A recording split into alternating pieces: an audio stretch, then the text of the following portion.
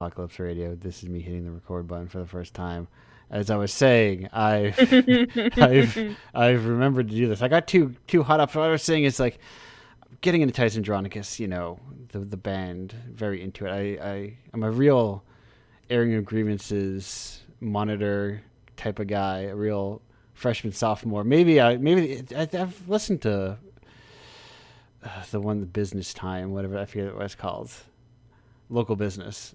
But anyway, the point is, I realize I know people sometimes will think things to themselves in their heads, and I hear it in a certain voice. And when I am feeling good, and I think to myself that I'm happy, I have this weird like the go-to voice in my head, for instance, or like the clip, or, for lack of a better word, that plays in my head is the ending of No Future Part 2, where he is quoting Camus' The Stranger. And I'm like, I didn't realize that was my default version of me realizing that I'm happy, that I'd been happy, and that I was happy still. And I was like, kind of unlocked a part of my brain, perhaps, that I forgot that was from. But anyway, this is the show. We've got game developers, I suppose you would call them. We've general artists.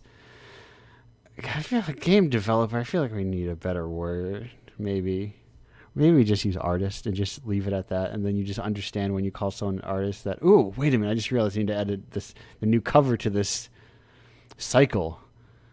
Ooh. Anyway, you may know this first guest from Indiepocalypse, number 12, so very long ago at this point. It's Eve. Eve, how are you doing today? Hello, I am doing very well. I was really excited when you started talking about Titus Andronicus because I was like, "Ooh, a bit of Shakespeare Yeah. on the pod today." But I have never listened to the band. They do quote Titus Andronicus in their first album, I believe. Is I Titus mean, it's a great Andronicus play. Titus Andronicus, are they the ones where they there's a soliloquy, I assume a soliloquy, or Yeah, I'm sure there's one in there. where he's talking about I have done 1,000 dreadful things willingly as one would kill a fly, and it Oh, pains me heartily indeed that I cannot do 10,000 more. Is that Titus Andronicus? uh, I mean, I could say yeah, and then people might come in on the chat and be Yeah. like, "Fake Shakespeare fan." Oh my And God, that's Henry VIII. the only time I ever saw Titus Andronicus was like 6 years ago, and it was like a low-key, quite terrible production of it that for some reason was like, let's do this great Shakespeare play, but like do it about like the Trump presidency. It was a Uh, lot. It was not great. but RSC, if you're listening, don't do that again. I'm gonna say maybe it was the play, because it feels like a line that someone would latch onto, and it would be like, yeah, because Mm. he's talking about how he does a bunch of terrible things, like burned down farmers' crops and made them wet them with their tears. Yeah, sounds like Titus Andronicus is like the Shakespeare play that is really, really horrible and grim, and everyone loves it because it's like the most, it's like the bloodiest one or whatever. And, and whenever I hear that, and whenever perhaps Shakespeare in general, I'm reminded, oh, there's a reason this guy survived like 1,000 years, not thousands, hundreds and hundreds of years, because these lines slap. They go hard. Oh, they slap. It's a mixture of like it's funny because a bit of a digression, but the best Yeah. lecture I ever went to in all of my university was Dr. Aninja Chowdhury. If you're listening, you did the best lecture I ever had in all my years of university, and it was on Shakespeare and colonialism. And basically, it was about how um, we've been told for so many years that Shakespeare is the greatest writer who ever lived, never will live. That it's just like almost taken as a given. And so it's like it was very lucky that he is actually great, but a Right. lot of it is like basically it was like officially decided essentially, okay, we're gonna tell everyone that Shakespeare is the greatest writer ever, and that kind of because he's so we can say that Britain produced the greatest writing ever. Anyway, it's very interesting. Right. And then yeah, imagine just imagine if they picked somebody else, and then just like would they survive as long? Would they just have that like built-in legacy, and then we just have Well, on the same course, I read Ben Jonson's The Alchemist, which is the only Ben Jonson I've ever read, and that is terrible. I mean, hot take, I suppose, but Ben Jonson's The Alchemist is unintelligible and awful and very unfunny. Um, hot Renaissance theatre takes on this on this episode of Indiepocalypse Radio. yes. Listen, we have to take it somewhere. Like if we can, where else are you gonna get these out? You know. I know. Well, yeah. What if you know? Do you have any? How many other hot takes do you have about classical literature? What are your feelings on our good friend Miguel de Cervantes? Oh, I've never heard of that. That's Don Quixote, correct? Right? Yes. Oh, I never did Don Quixote. I think Don Quixote. I mean, this is probably I'm going to have 1,000 people screaming at me in their minds. But Don Quixote, I feel like is more widely taught in like American English Okay. literature, like because we never even talked about Don Quixote. Like, it didn't ever come up. Uh, I ambitiously bought one. I ambitiously bought like the borders like or like the Penguin House, just mm. like generic Don Quixote in high school, I think. And that book's like 800 pages long or something. Yeah, I recently started trying to read Ulysses for the I think third time, and as always, I get like one chapter in, and I'm like, I love this. It's so good, and I can't read anymore. Might I recommend perhaps trying friend of the show Edward Atkins' game? What is the exact title? The exact title is something like you type out all of Ulysses. That's it. That's the game. That sounds good. That sounds like a good way to read Ulysses. Yeah, I feel like you really get into the text and understand it fully when you have to type it all out. Yeah. You physically typing every letter. Yeah, but you have to Oh. like either you have to like stand like 10 feet from your computer to simulate James Joyce's vision. Uh I've been trying to get through House of Leaves recently, which is my sort of reading project at the moment. And like Yeah, House of Leaves, here's a hot take. House of Leaves is a video game. you funny to say that I'd made a House of Leaves video game. Did you? Yes, it's not very good, but But I made it. I made it a month when I was very first starting out, and it's based on like that like his first foray into the house, if you will. Yeah. What was it called, like Exploration B or something? Yes, it's like it's yeah, it's exploration The one with the something. dogs in it, and it was like Oh, the dog goes in and he goes in after the dog. no, they're like he hears dogs in it.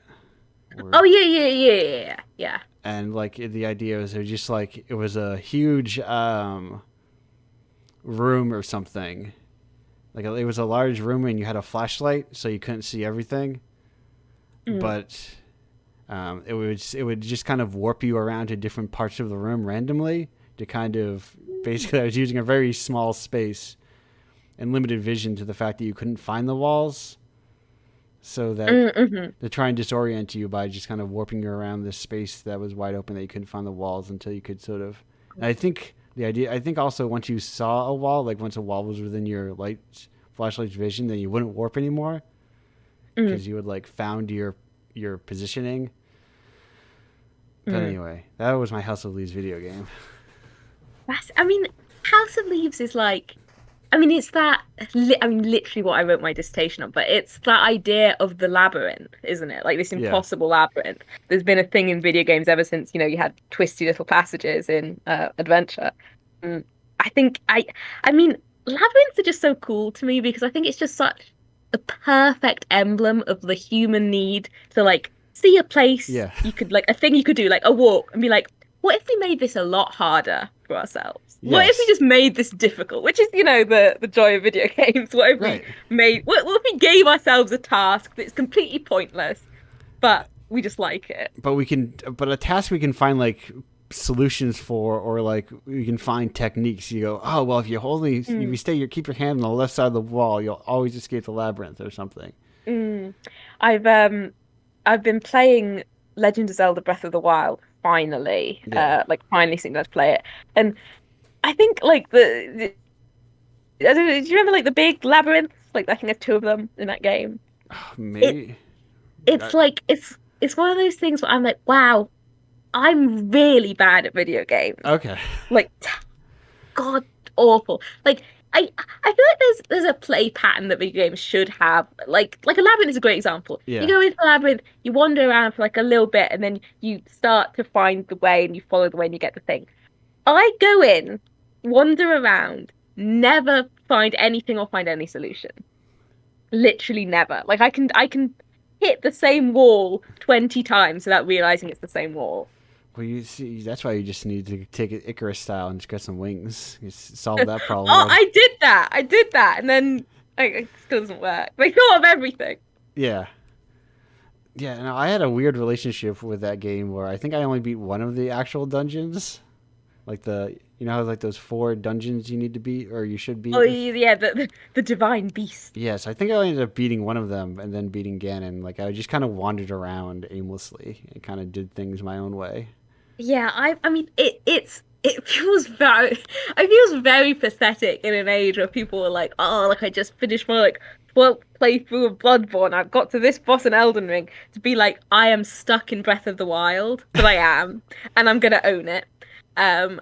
Like I have reached the point in the game where I only have one divine beast left. Yeah. I'm like I will do them all because I got to unlock all the cutscenes.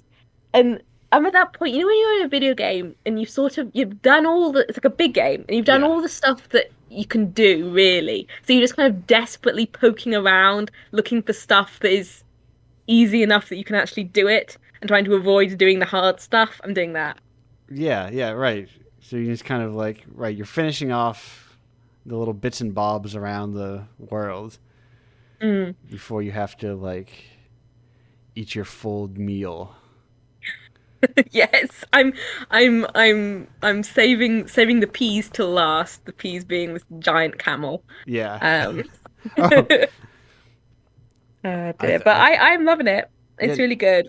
I sometimes approach that as the inverse, where it's like, I'm saving the best part of my meal for last. I'm eating like the fries off to the side, and I'm Oh, in eating. real life I do that. In real Oh, life I do that.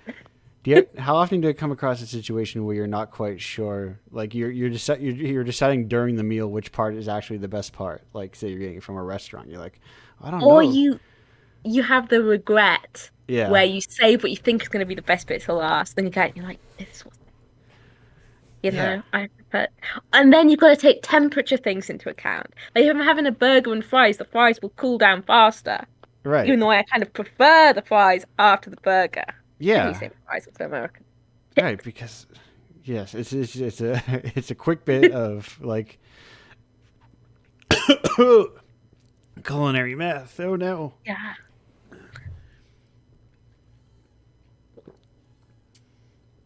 I Ugh. Sorry, something came up wrong, don't but worry. but I'm good I was now. just wondering if you can hear the grinding of my water bottle top, which has sand in it, which is why it No, sounds like okay, good. Shouldn't have told you. But everything in my life has sand in it now because I you go should to the probably beach do all the something time. about that. No, no. That's too much sand. I would opt to have like 0 things that have sand in them. Besides, like, I don't know. A sand pit. Yeah, a sandbag. That you gotta have sand in there. Yeah. Kind What of. what else has sand in it? Huh. Huh. I just had a very strange. um, that unlocked a very strange memory all of a sudden. I don't know why. Uh, You, would you like to share? yeah. So I was thinking sand, but so I thought sand, sand castle, sand pit, and I was like, I remember when I was digging as a child, and Mm. I mean, I recently saw on Twitter talking about guys digging holes, and I'm like, people need to understand that there's a beauty, there's a raw pleasure just digging into the Oh, earth. I 100% agree. 100% agree. Always used to do that on the beach. Listen, those dudes digging tunnels are. Oh, is this from that Reddit thread of the guy digging the tunnel? I think And so. That I saw. yeah, I good saw Reddit that, and thread. I nodded agree. Like, yeah, why wouldn't you want to dig big holes in the ground? It's one of our pure pleasures in life.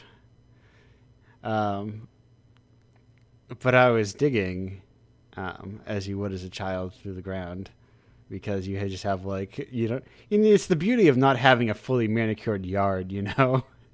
Yes. If when you're a kid, you just dig shit because your parents aren't like, "Oh no, don't ruin our lawn." And plus, like if you get better nature that way, when stuff just grows Mm, naturally. gotta be the earthworm. Yes, right. Anyway, I dug up and we found a collar, um, Oh. like a pet collar or something, or there was like a leash or something to that extent. And we thought, oh, that's really weird. And now I'm realizing now that was probably a dog grave that we had dug up. But there was nothing else Amazing. in there, so it's probably very old. Mm. Or it could have just been something buried a collar, but that thought just crossed my mind. I've been enjoying collecting animal bones actually whenever I go walking because there's so many of them all around. Yes, this Yeah. sounds familiar. I feel like Yeah. Oh yeah, probably. we have. I never shut up about my bone Yes, collecting. she's always talking about her bones all the time. I was walking to her house and I asked, "What kind of bone is that?" And you go, "I'm not sure." Found it on the beach. That's the great thing about living with a vet is if I find a bone, I'll be like, Emily, what animal does this belong to? And she'll be like, probably a rabbit. And I'll be like, Yeah, it seems like the most likely to have its bones lying around. yeah, it's either rabbits or sheep where I live. Occasionally a seal if you're very lucky. Oh, that would be very lucky. Mm. I There Yeah. was when we just moved here, like when Emily was moving in, she went to walk down this beach and there was a giant whale spine on the sand. So when I moved, she took me to see it, and I have a little picture of me lying next to the whale spine, and it is like 3 times as long as me. It's good. I I live relatively nearby a whaling museum. Well, Wow. because New England area was a big whaling back when whaling was a thing. Mm. It was a big. It was a big. There were big. There were towns based on whaling industries. I mean, that's the cool thing about living in like I don't know old towns and things like that is that you see like the vestiges of industries past. Mm-hmm. You can be like all these old textile mills that are now like shopping outlets or hotels or like they're turning them into apartments. Mm. Yeah. I was driving back when we were driving back from the Godspeed You Black Emperor show a couple of weeks ago. Oh, A friend and nice. I I don't know if they make it over to your neck of the woods, but if they do, They might make it. If they made it, even if they made it to Scotland, it would still be 6 hours away from me. yeah, I highly recommend.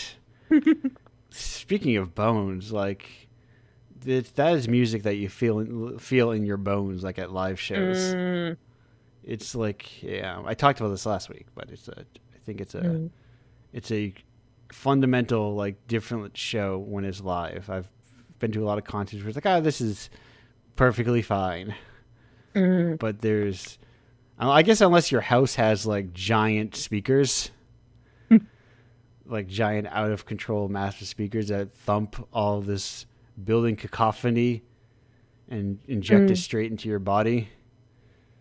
But if that's not the case, if you don't have that sound set up, you've got to see them Mm. live. I'm going to my first gig since COVID in September. I'm going to see 100 Gex, and I am very excited. Oh, where, Yeah. wait, where are 100 Gex from? Oh well, they're Canadian actually. I was going to Okay, default say American, but they're Canadian. But it's in Glasgow, yeah.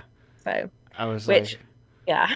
No, 100 Gex is coming to the Outer Hebrides. They're going to do a little show on North Hewitt, and it's going to be great. listen, who knows? Maybe how 100 gex could have been born out of Edinburgh Fringe for all I know, you Who know. knows? Who knows?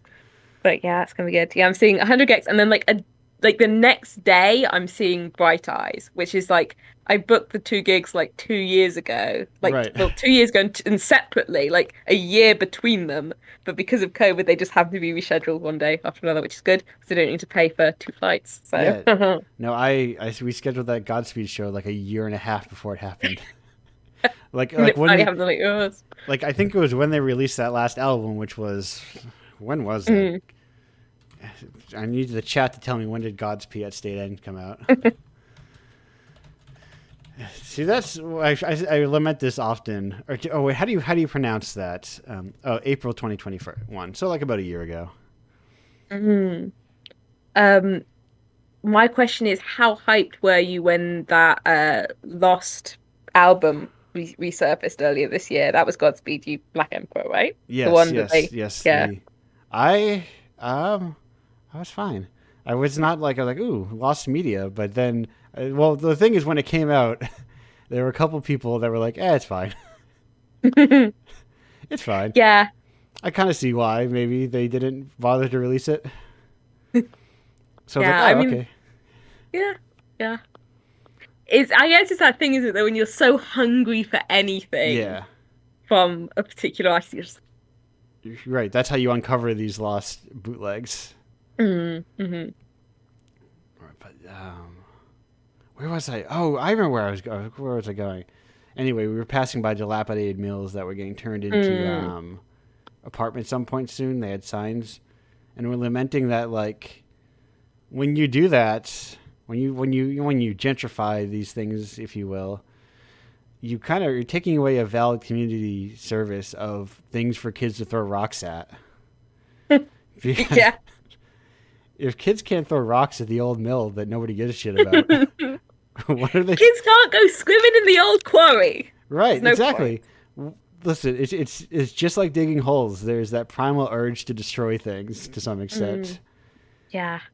So if I we, yes, Oh, go, sorry, go on. no, no, go ahead. I was just I've been one of my sort of trillion little projects that I will never complete, but I like to just think about, is playing Legend of Zelda. It's really interesting to me because in Legend of Zelda, you're wandering like it's great because you're wandering like the ruins of the world, and there's like all these ancient technology ruins. Like I love the like broken down of the Guardians, whatever, from like 10,000 years ago, whatever the Yeah, hell, 100 years ago. But it's just interesting to me because I feel like in video games you'll be like wandering it and you find these like ancient broken down things, and they're like, oh, this is from 500 years ago when the awakening happened. And then where I live, I wander around and I see these broken down structures that like covered in lichen, and outside they're like, oh yeah, that's like from 10 years ago when like Angus wanted to throw away his combine harvester. right. Like it's like I think that like it's interesting how different time works in fiction, in that in reality, these kind of beautiful ancient things, ancient looking things, they're within our generation, like they're within memory. And Right. at Yeah. the end of the day, something from 500, it's just funny to me that in fiction it's a fantasy of the past being all around you and visible. I mean, which it is, but in a much more, concrete way. Right. It's like why aren't the Guardians covered in just like rotten food and just like graffiti? Yeah, And yeah. the Like in reality they would be buried under peat. I can tell you that much. right. They would be chipped all over the place from kids throwing rocks at them. Yes, yes, yes. That's a great. Like everything seems completely untouched except by nature, which is again a very human fantasy. Yeah. That we'll see these beautiful ancient things, and we won't go and turn it into like a barbecue restaurant, Yeah. which is what we will do. Right. Right. It feels like people who didn't grow up rural enough who realize that what rural kids do for fun, which is just wander around the places that people don't care about and just kind of throw beer balls around. Yeah, and I think like especially where I live, it's easy to be like, oh, it's such an eyesore that this huge rusted out engine is on the beach, like, duh, duh, duh, duh. And it's like, well, it actually cost quite a lot of money to get rid of this kind of stuff. And Yeah. I think people often I'm saying this because the time of the year it is, the tourists are starting to descend where I live, and Right. I'm becoming one of those people. Even though I've only lived here for a year, I'm quickly becoming one of those people who's like, oh God, there's like camper vans all parked everywhere. I can't find a parking place. Um, I think people forget that like a beach they see, especially here, isn't just a nice beach to walk down and walk your dog on. It's like a it's like a place where people live and work and do farming and all that good stuff. Even though it's been a year, I can assure you you've been purely and fully towny pilled. Fully, fully. You recognize. Oh, wait a minute, this isn't like that's just the engine block. People probably chill on that engine block on the beach. Yeah. And it's like I mean I'm learning to drive as well and I've only been so obviously I'm not even really a driver but I'm already like these tourists don't know how to use passing places. This is a single track road. You can't be Yes, listen, that you have to. Yeah, and I'm sure you've got as crazy roads as I have. We've got like a lot of fun. People in the more settled parts of the U.S. don't know how good you have it with terms of like roads, not just being like this is where the goats went, and this is where the cars go now. Yeah. Oh yeah. Fully like when there'll just be a sheep in the middle of the road. And you're Yeah, and you're like going somewhere. that sheep's forefathers decided where this road is going to be. One of my favorite people when people come here, they love we've got little road signs to say beware of otters. Otters got little otters crossing signs. I have. We've had a lot of turkeys recently. Oh, In lovely! like I love it. the past like 5 years or so, I think. And like there was just one on the deck the other day, just this morning, just like hanging out, just hanging around. And they're I huge. love that. I love that. I don't think I've ever seen a turkey in the wild, like ever. They're cool little guys. Mm. They're animals are very weird because they're like not your friends, but then Yes. but they're not your enemies either. Yeah, they're just sharing the planet with you. I love Yeah. it. Yeah, they're like I'm just like they don't. If if squirrels were like 5'10", they would run away from them too. But Yes. because I'm like twice their size, they're like, hey, but you've got. Yeah. Yeah, do you have seed in there? I'm kind of scared of you, but it looks like you have a big old scoop full of seed. So you and I might be good friends, but I'm not sure. Mm. It's like how whenever I'm like driving to the beach for a swim, I'm like, oh, wouldn't it be amazing if there was like a seal there and we were like swimming at the same time as a seal? And then as soon as I get in the water, I'm like, I fucking hope there's not a seal nearby. Right. Those Yeah, those things are big. things are big and they will bite you. Yeah. Well, not on purpose, but luckily they're very shy, so. Yeah. What a weird relationship. As someone who has like had pets unwillingly, you might say, as they just wander into your house for as long as I can remember. We have a weird relationship with animals, and they have a weird Awesome. relationship with us. Mm. Yeah, this is why I love cats so Yeah. much. Like I have a dog. Well, my housemate has a dog, and I love my dog. Like I love her so much. But I vastly prefer cats to dogs. And I think because while like dogs need you, like they're like be with me as my friend. Yeah. Cats are like I'm your weird roommate, Right. and I love that. I was saying to Emily, like I can't. I'm not a big crier. Like I don't, and I don't really cry a lot. But you know how sometimes you want to have a cry. Sure. If I want to have a cry, what I do is I go on Reddit and I go to the senior cats subreddit and I look at pictures of old cats and I openly weep, just without fail. That's the spores in your brain doing the work the cats want you to do.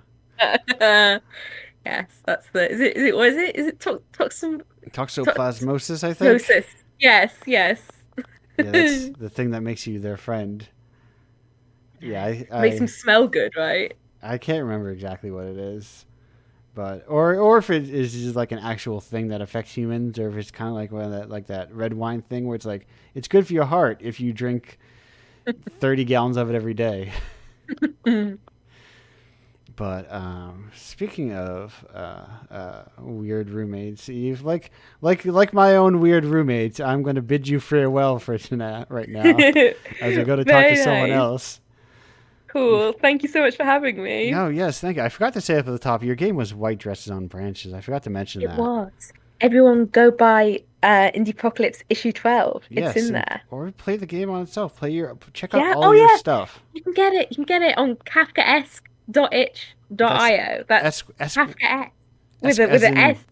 the escape key. Yes, it's a weird pun.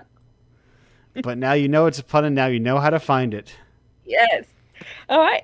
Speak to you later. Yes, I had a friend who bought that specific issue because of that game. Really? Yes, he's like, this sounds like something for me. It was something because Did your you like description is it? like, of some what was it about like, what was your It's like something like uh a governor simulator is what drew him in. yes, given a He's like simulator. he's like sounds like it's up my alley. But anyway, I'm gonna go on a break soon. And by soon I mean in a moment. It's, Momentarily. the moment was me as soon as I found it, opened Fubar 2000, which is on my desktop and ready to go. Thank you again for hanging out, Eve. No We worries. even talked about video games a little. Amazing, a miracle. This the thing you never expect to get from Indiepocalypse Radio. Anyway, we'll be back in 227. Goodbye. Oh no, not goodbye yet. I'm not on the right. Actually, since you mentioned them, oh, it's named Otter, but let me switch back to my Otter. I think did I now? Here's the fun thing: is like, what did I name this? Oh, I named it Otter Time. Okay, good. I have my file naming structure for my gifts as names that I like. Anyway, goodbye again.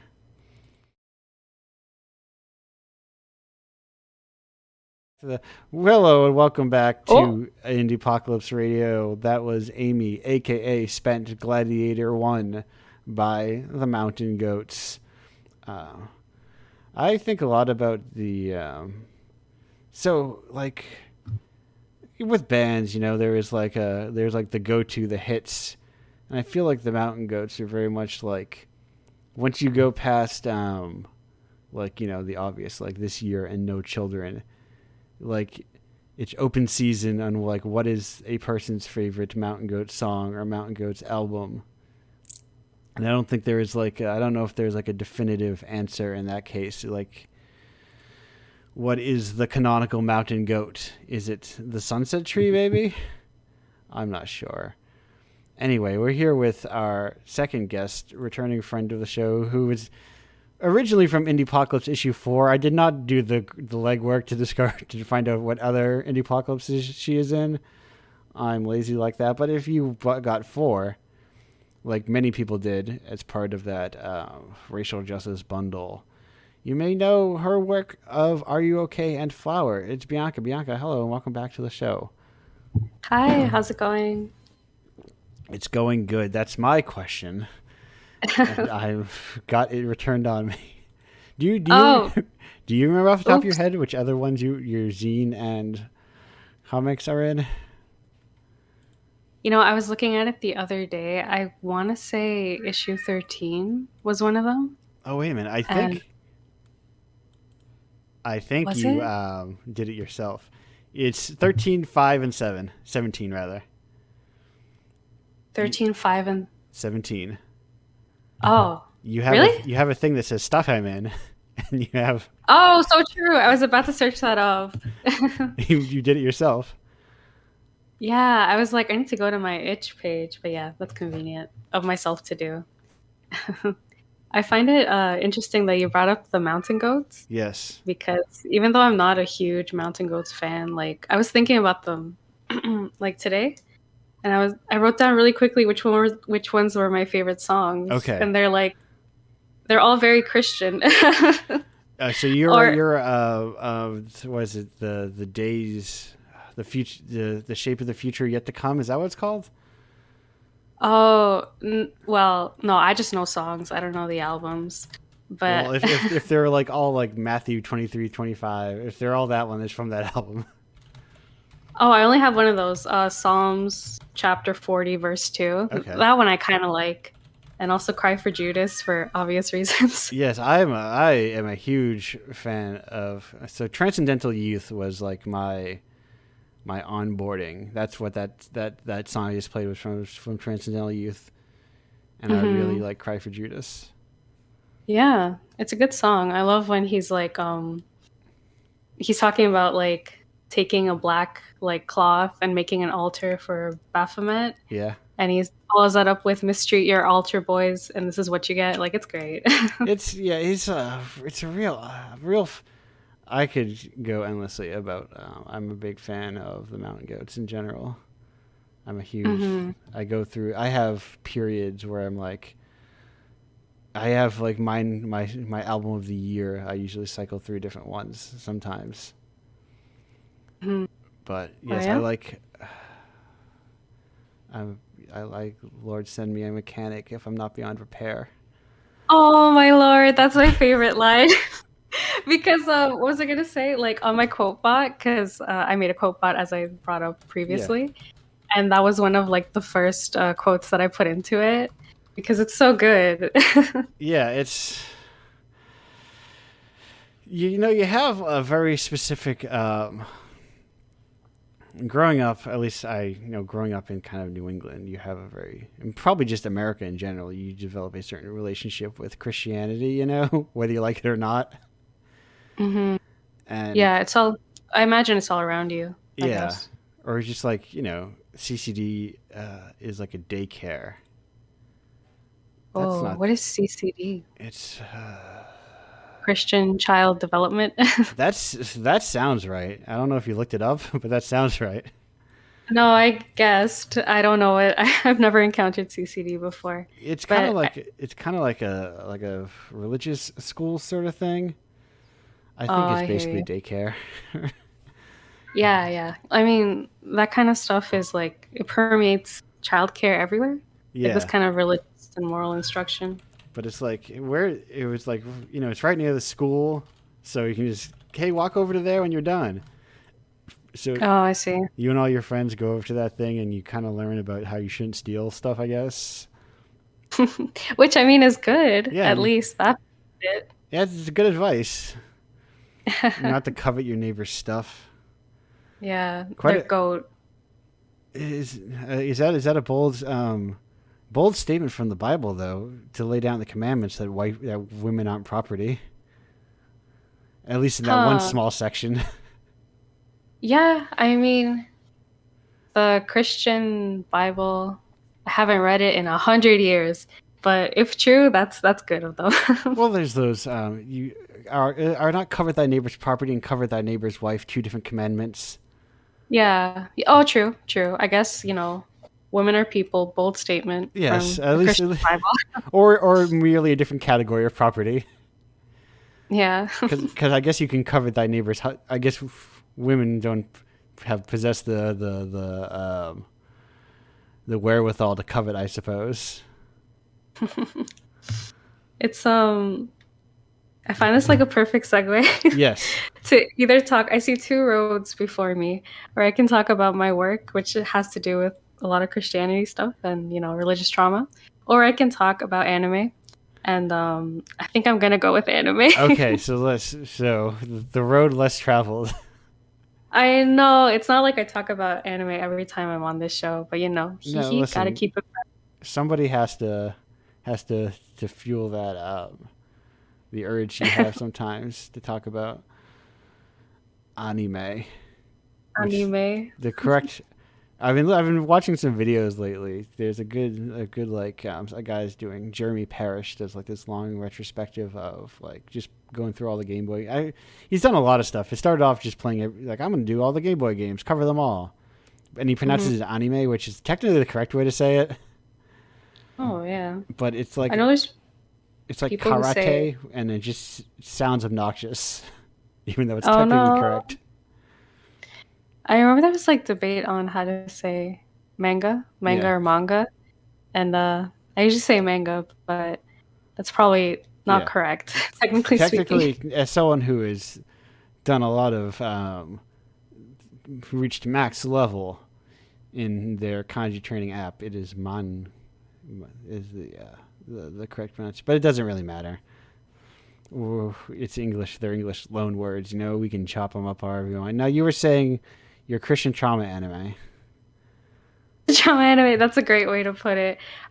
So recently, I watched the Evangelion, the Okay. last film, the rebuild one, Thrice Upon a Time, Yes.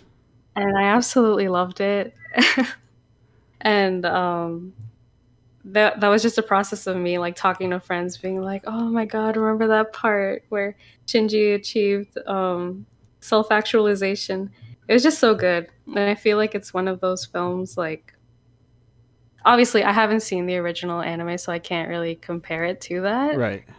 But I think that film in itself really hits home for me as a person who, like, my tastes in art, and I've talked about art a lot Yes. Well, on this podcast. Sometimes you need to talk about art. Sometimes people need to learn about. If you can't learn about, I dig myself into a hole. The movie that I'm gonna mispronounce that has a very long name. There's 3 of them. There's a trilogy, I believe.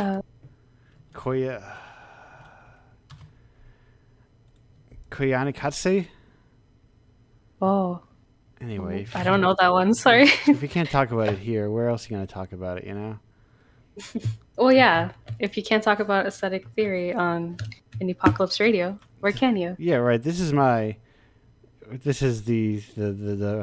Indiepocalypse is the gateway into art and trying to trick people into slowly. It's like how we all trick all the Colombo kids in the back door of them all into the world of John Cassavetes, and then just indie American cinema. So true. Except in this case, it's anime, I guess. Yes, exactly. But yeah, like I guess for me as like a cinema studies student, I guess my whole kind of idea of art is kind of like art is everything and nothing. It's everything you want it to be, and it's also kind of meaningless as a category. Right. But for me, I really like things that kind of feel like not just cathartic, but they kind of feel like a blueprint for existing. Okay. Not in the sense that it's like morally instructive, because I think like Theodore Adorno has a lot to say about that in his book Aesthetic Theory and how art. You don't believe that if you watch the right shows, it makes you a good person? Exactly. Like it's pretty much, art doesn't have to be morally instructive. Yeah. And watching things like, I don't know, I haven't watched this because I'm very sensitive, but Berserk, it won't inherently make you a bad person. It's, your actions that make you a bad person. Right. But enough about like morality and ethics, because I feel like I'm going to dig myself into a ditch. For some reason, I was thinking of Sallow. What is Sallow? It's a film. Look it up on your own time. I mean, I definitely will. I don't know if I should do that now. I don't know if you should watch it, though. Oh, okay. Sallow or 120 Days of Sodom. That was the Oh, yeah. I think I saw that in a meme about like really scary shit. Yeah, it's a horror art film. You love to see art when that just means there's a lot of sick stuff happening. But I see. I've never watched it because I think it's a lot. There's a lot of stuff going on in it. It's real rough.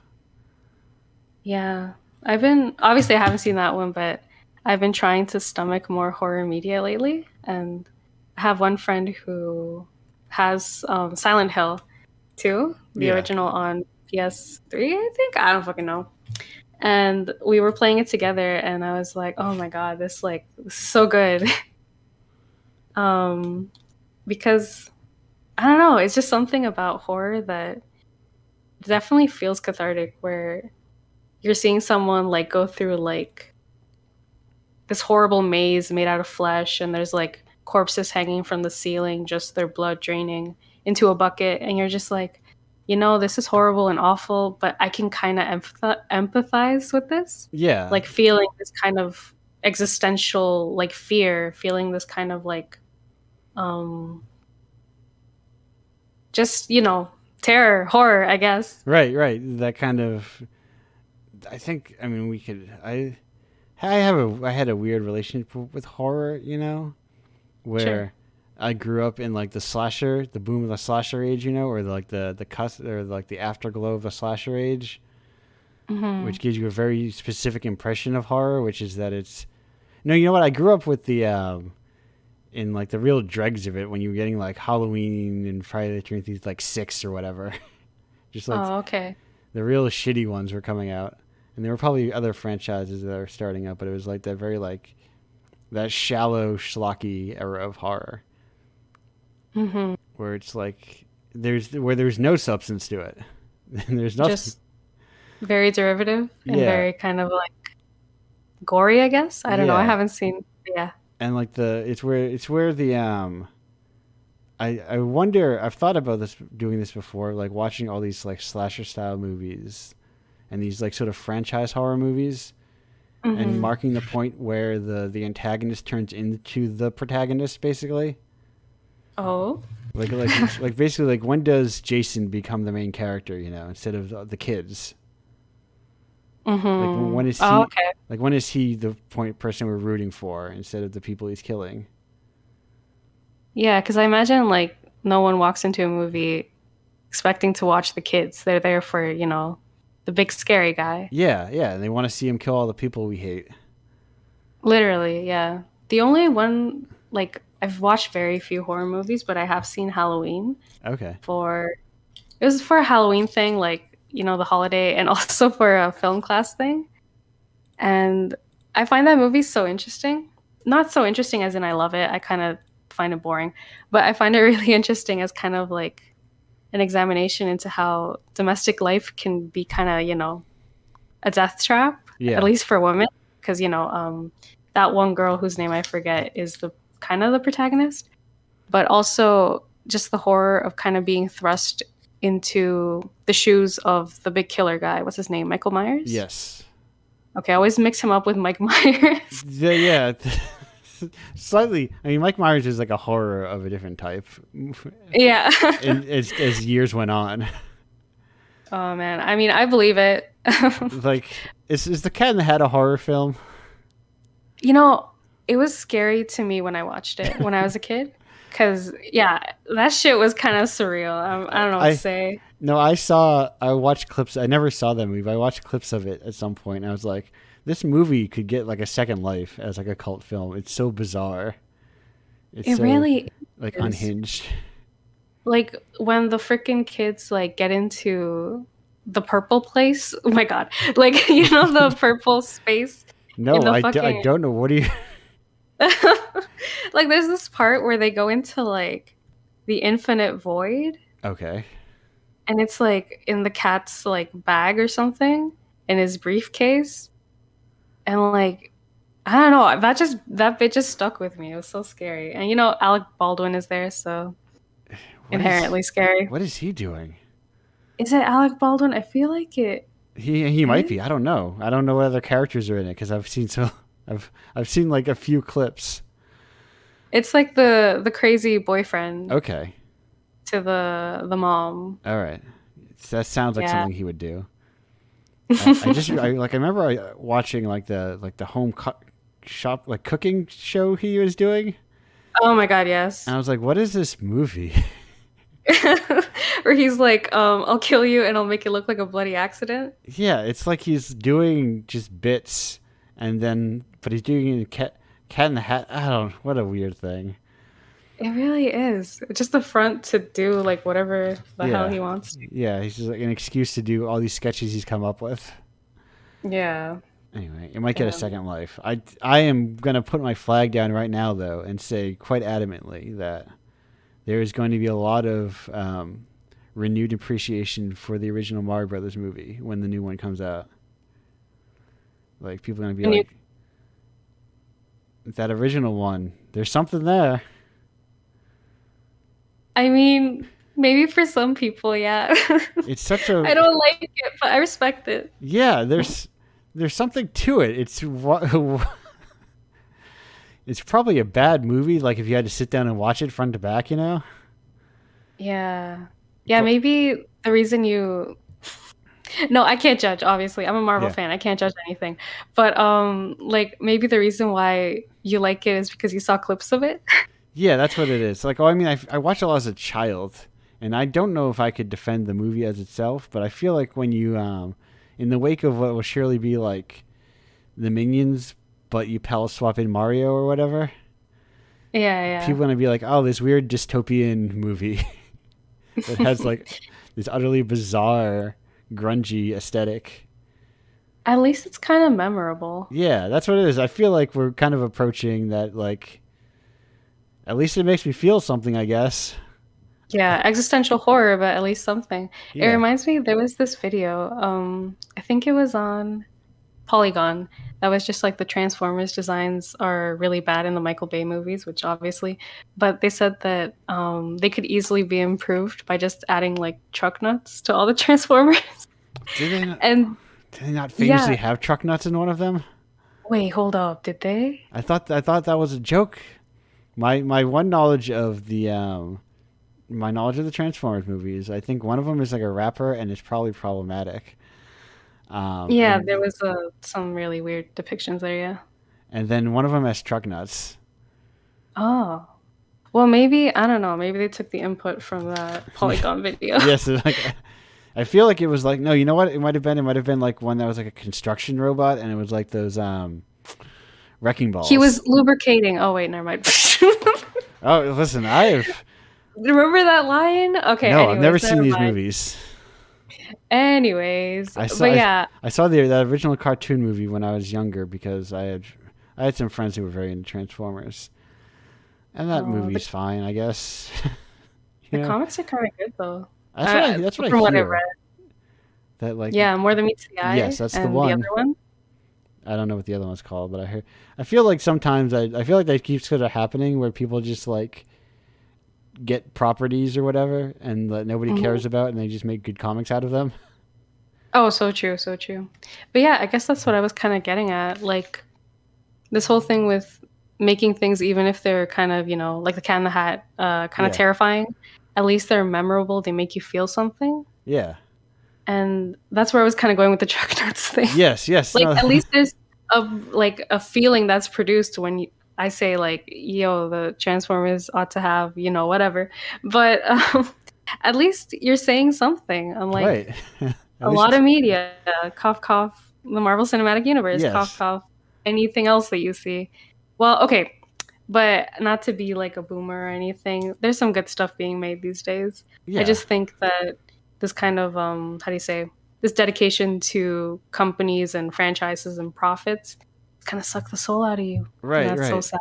Because I think like a lot the we I've been saying the worst thing the Marvel movies did was they were just good enough. That's the like Mm. they're just at the very worst they're still mostly watchable compared to like your traditional blockbuster where it's like this thing sucks. It's big and loud but it kind of sucks. But now I think. like because it's Oh, like sorry. the quality is a little like it's good enough. Like people, even the people who dislike it like vehemently, they're kind of like they're not necessarily bad movies, but they're just like I want something else.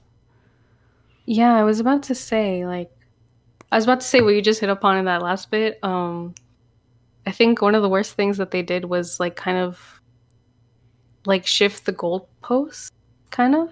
Yeah, And people started saying, "Oh, this movie is really good, actually," and it's Civil War, which is, in my opinion, a terrible, terrible movie that has no story and doesn't make sense within the larger canon. yeah, But these just absolutely vapid movies that kind of vaguely have a plot, and people are saying, "Oh, it's so different," or "It's the best Marvel movie that's come out so far." yeah, Like WandaVision, I remember people were saying WandaVision was great and like super counter to the other Marvel like movies and media because like it was kind of experimenting with form, which I I guess it wasn't really, but But within it's that like narrow lens. exactly within the very narrow lens of MCU media. Of course, it's gonna seem kind of experimental, but in reality, it's not really saying anything. So Yeah, it's that weird thing where it's like I was always holding out for like, sure, I'm not gonna read the like whatever the Avengers book is, but I'm holding out for like, you know, whatever weird side book, like because comic movies are at where comics are at, mhm. in terms of how they produce. Like, you read Iron Man and Hulk and whatever, and then the event comic happens, and you read the event book and all the tie-in books, and like all these books are like perfectly fine, but I want to read Young Avengers or something, or I want to read like a book about a C tier guy that nobody cares about, so that the artist has and the authors have like more free range to kind of do whatever they want. Right. Because with I suppose that with those bigger books, like, and the characters aren't really allowed to do anything. Yeah, but like a C-lister nobody cares about. Like you can just do whatever you want with them. Yeah. That's how you get like, that's like when Hawkeye was a C-lister, or like before, that's how you get, the Hawk guy version of Hawkeye, Yeah. Oh, I think did we ever talk about that comic? I think you and I may have spoken about Matt Fraction and David Aja's Hawkeye. Yeah, oh, that comic is so good. Like, also has one of my favorite quotes where Hawkeye, like, he has a flashback to when he and his brother were fighting as kids.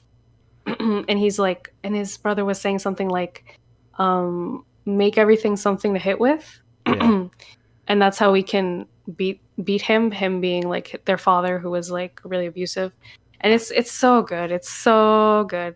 I think it's one of those things also that are just this kind of like not a blueprint for life, but it's very much about how like community is everything Right. in that comic, and how you can't live without other people. That's how you self-destruct. Which is also kind of the point of Evangelion, which is crazy. A crazy loop around, but Yeah.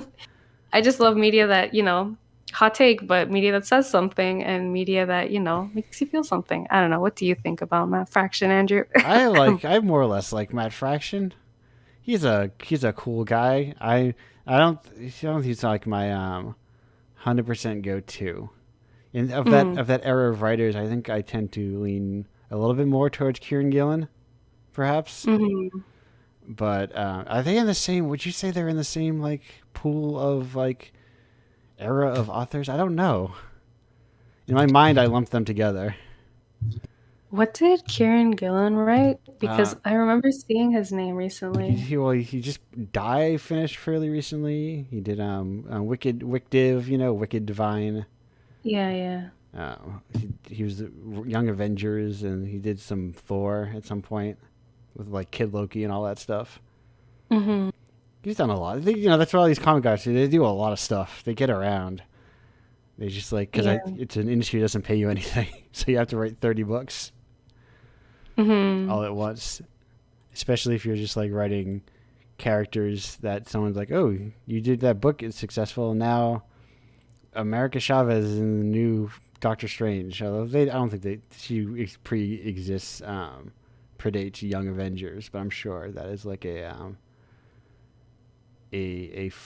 focal point, or no? What's the is it fulcrum point? Fulcrum point, perhaps is what I'm looking for.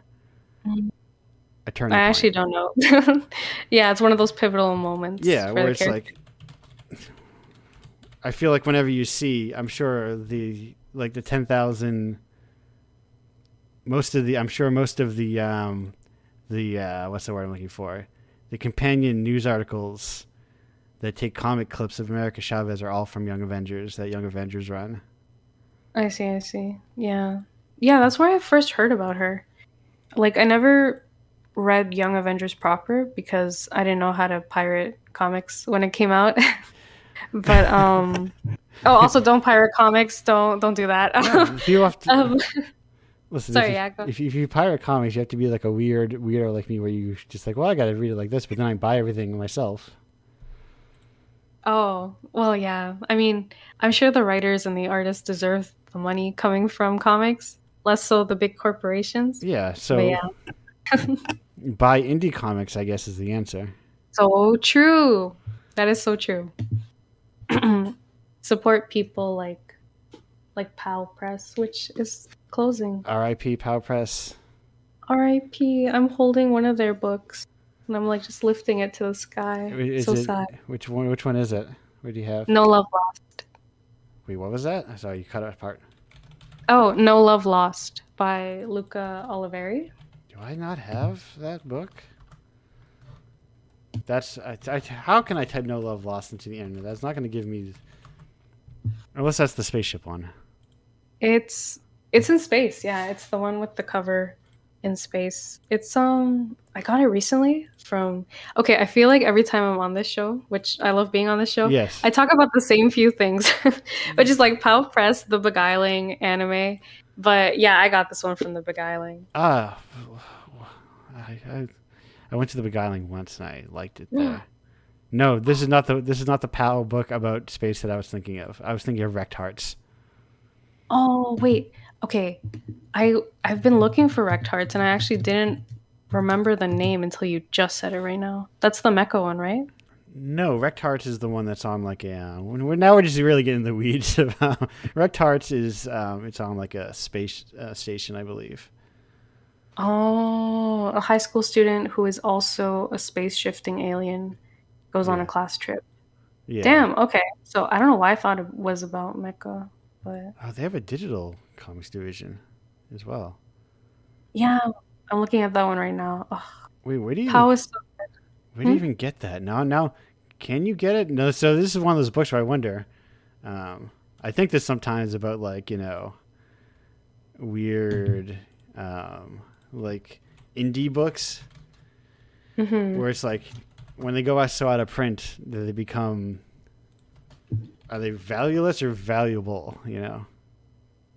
Yeah, I remember seeing because I don't know why, but I could only find Wrecked Hearts as the hardcover ones, and it Oh, was like $50. Like, and this was like a year or two ago, and then I didn't buy it because I didn't have $50. yeah. But No, I think I got it off of Kickstarter, I believe, like when they did like their publication. damn. Wait, was that not POW? Maybe. Oh, that wasn't POW. That's why. I don't think. It wasn't PAL? It was PAL. Okay, it was. Wait, let me. It says PAL Digital Division Comics. Okay. Yeah. Oh my god, I was like, hello. Like, did I say something wrong? I was so scared. But yeah. But anyway, the point is that Luca Oliveri also did Wrecked Hearts. That's why I was conflating the two. Yeah. I mean, No Love Lost is also really good.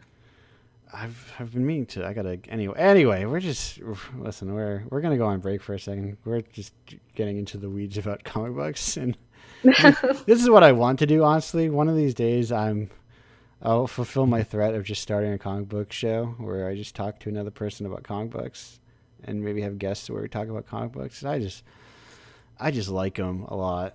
I think they're cool. I think there's something broken in my brain where I connect to them better than written fiction, maybe. I'm not sure what it is. Yeah, no, I feel that. Hot take. Comics Yeah. are good.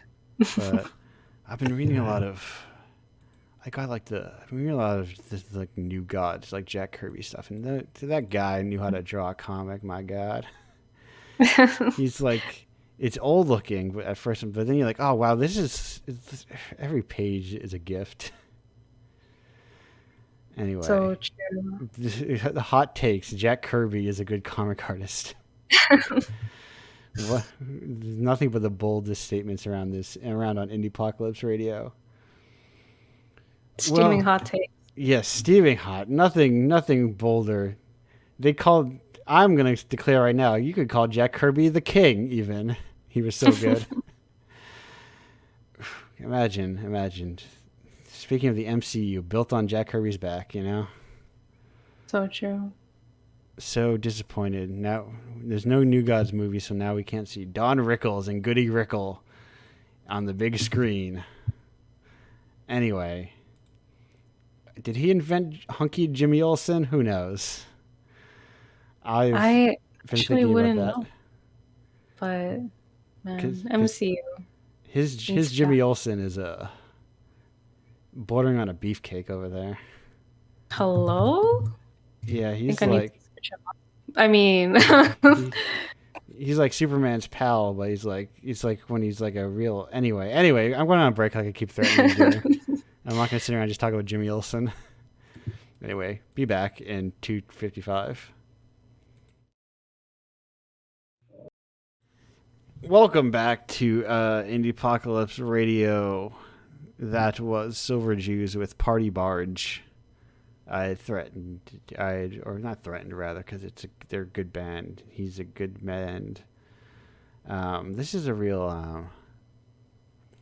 Let me see. No, never mind. Not that bad. I was like, is this a show of mostly poor, dearly departed musicians? But no, there's only two of them. R.I.P. But anyway, David Berman. Welcome back to the show. We've got everybody here. We're just hanging out now at the group session of the show. How are the both of you doing? Hello. No. I drank water, so I'm good. No, I also have a water handy, ready to go. Yeah, I have like lemon water, which is, always good when you're talking. Oh, it's okay. This is an important question for my foreign compatriot guests. Y'all have the Arizona tall cans? No. No, I have never drunken. Is it iced tea in Arizona? It's iced tea. It's Arnold Palmer. It's honey and ginseng. They come in a lot of varieties. Okay, I have never. No, I think you can get them in some places, but Okay. probably you can get them in like London or something. Yeah. London, Glasgow, probably. But no, I have never has one passed my lips. Oh, what a. I've been getting back into them because I'm like, it's 99 cents. I have never. The only time I've ever had iced tea was when my American roommate in university was really craving it. But we didn't have ice cubes at the time, so it was just like fridged, and it was god awful. Wait, is this where I learned that iced tea is an American thing? Oh, we don't have iced tea in Britain ever. It's like it was not a thing. Huh. I mean, that's not, Yeah. it's available, but if like you couldn't go into any cafe and have iced tea. Okay, you can't just get like giant gallons of iced tea. Yeah. And is iced tea and sweet tea, are they the same thing, or is iced tea by default not sweet? In my mind, iced tea is sweet. Okay. I feel like, okay, I've only been to the States like a couple of times, but whenever I had iced tea over there, like it was very different. It was a lot sweeter. Yeah, in my mind, iced tea is just like is naturally sweet. Yeah. Or like when you get it not sweet, it's like black iced tea or something, Yeah, it's kind of bitter and not that fun, sort of thing. Like it's not the default flavor. You're specifically getting gotcha. it that's not sweetened. At least in my mind. But maybe. So, Well, I'd so love do to try you sweet not? tea. Do you also not have the tall cans in Canada? We have the tall cans. Okay. I don't know if they actually cost 99 cents though. I was gonna say, what is 99 cents Canadian? What do they print on the Yeah. cans? No, the 99 cents are there, but Okay. they actually don't cost 99 cents. Unless it's changed in recent years. I just remember being a kid, everyone was drinking Arizona tall cans. Okay. Are they taller than most other cans? Oh, they're huge. Yeah. Oh, really? Yes. Let me get. I'll get one for scale. Don't worry. That's the charm of them. They're 99 cents and they're huge. Oh. Okay. Wow. That's great. Yeah. That's amazing. Well, okay. Scale banana. Can I get a banana for scale? They're kind of like beer can size. Like, yeah, but Is like that- tall boys. Oh, like a Guinness, maybe. Maybe your Guinnesses come in different sizes than our Guinnesses do. I mean, our Guinnesses are fairly tall, I would Yeah, say. I don't know. that's what I mean. I'm saying maybe your Guinnesses are probably Oh, taller oh yeah. than an American, because in typically what I see are just like the very standard size, like beer can style Guinnesses. Mm. I'm trying Like to, this is making me reevaluate everything I know about the sizes of cans. I'm like, how big? 23 So- ounces. How much is that in terms of the non-American system? I'm googling Arizona iced tea next to Diet Coke or just Coke. Oh God, please. See, this is And why Google does. This is why this is the problem with Google. Um, maybe if I check, yeah, there's no pictures of this you know what we want, because Google. there's no one has bothered to take a picture of this because everyone knows what size Arizona iced tea Yes. cans are. Okay, But I found. I I think I got you covered. don't. Okay. This is. I'm. Here we go. I just posted in the Discord because I'm lazy. I think that was a standard size can there. The Tango there. Wow, that's like double the size. Or, Yeah. well, no, it's not. But... Oh, wow. Okay. Right. So this is why people really like Arizona. Like, I see people talking about Arizona iced tea a lot because it's Yeah. good value. Yeah, they're huge. They're 99 cents. Okay, right. Okay, cool. No, we don't have Uh, anything like that. Yeah, it's an American tradition. It's really, I think it's kind of like, really, it's the American dream, honestly. But Amazing. I've been getting I've been getting back in Arizona iced teas, is what I'm trying to say. Because like they're so big. For a while, I was like, I wanted to get like, I'll get like, what's the word I'm looking for? Properly, like those like juice shakes and stuff, Which one? Like I forget the brands, but like they're like those juice shakes or they're smoothies type things, or the kind of thing that tells you how many vitamins it has on the front of it. Oh yeah, Oh, like energy drink. Not Kind of energy thing? drinks though, but Wow. like do you have innocent smoothies? Whoa, hello? I've never heard of those.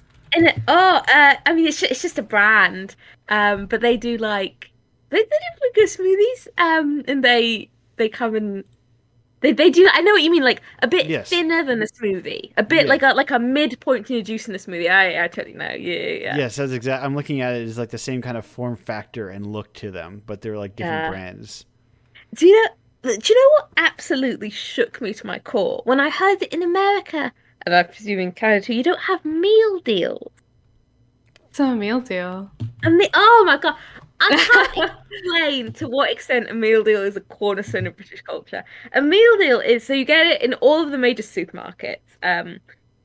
Probably Tesco started it 'cause Tesco's the main one. But it's like you go in Tesco. and you I've can been learning more about Tesco as I do this show. and you go in and you can get a drink, a main, and a snack. And a main is like a sandwich or a salad or something, and a snack is a packet of crisps or like a chocolate bar, and Yeah. a drink is like any drink.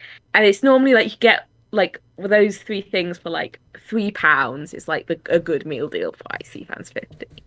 And can you like choose them? Like Yes. each part? What? Yeah. It's a la carte. You go in there and there's sections. There's like a main section that's so anyway, I mentioned this because the thing about an innocent smoothie is an innocent smoothie counts as a drink in a meal deal. So your classic thing is you'll always get a smoothie as your meal deal drink because that's good value for money because it's essentially like a bit like a whole meal really. is Right. smoothie. Yeah, those things are like almost $4 sometimes. Yes, I know. Like you can get I can't believe it.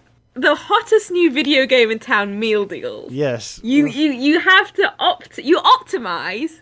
I can optimize, and I'm no gamer. Yeah. But when I'm in Tesco, I'm optimizing.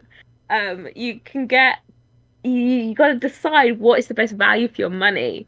So like you'll always go and get like the triple decker roast chicken sandwich and like a like a double sized Cadbury milk Right. and a smoothie, and then you've gotten like £6.50 worth of food in your meal deal for £3. It's Eva, great. Eva, you trying to tell me there aren't at least 5 Bitsy games about meal deals yet? I feel like I like it should desperately be. hope there is.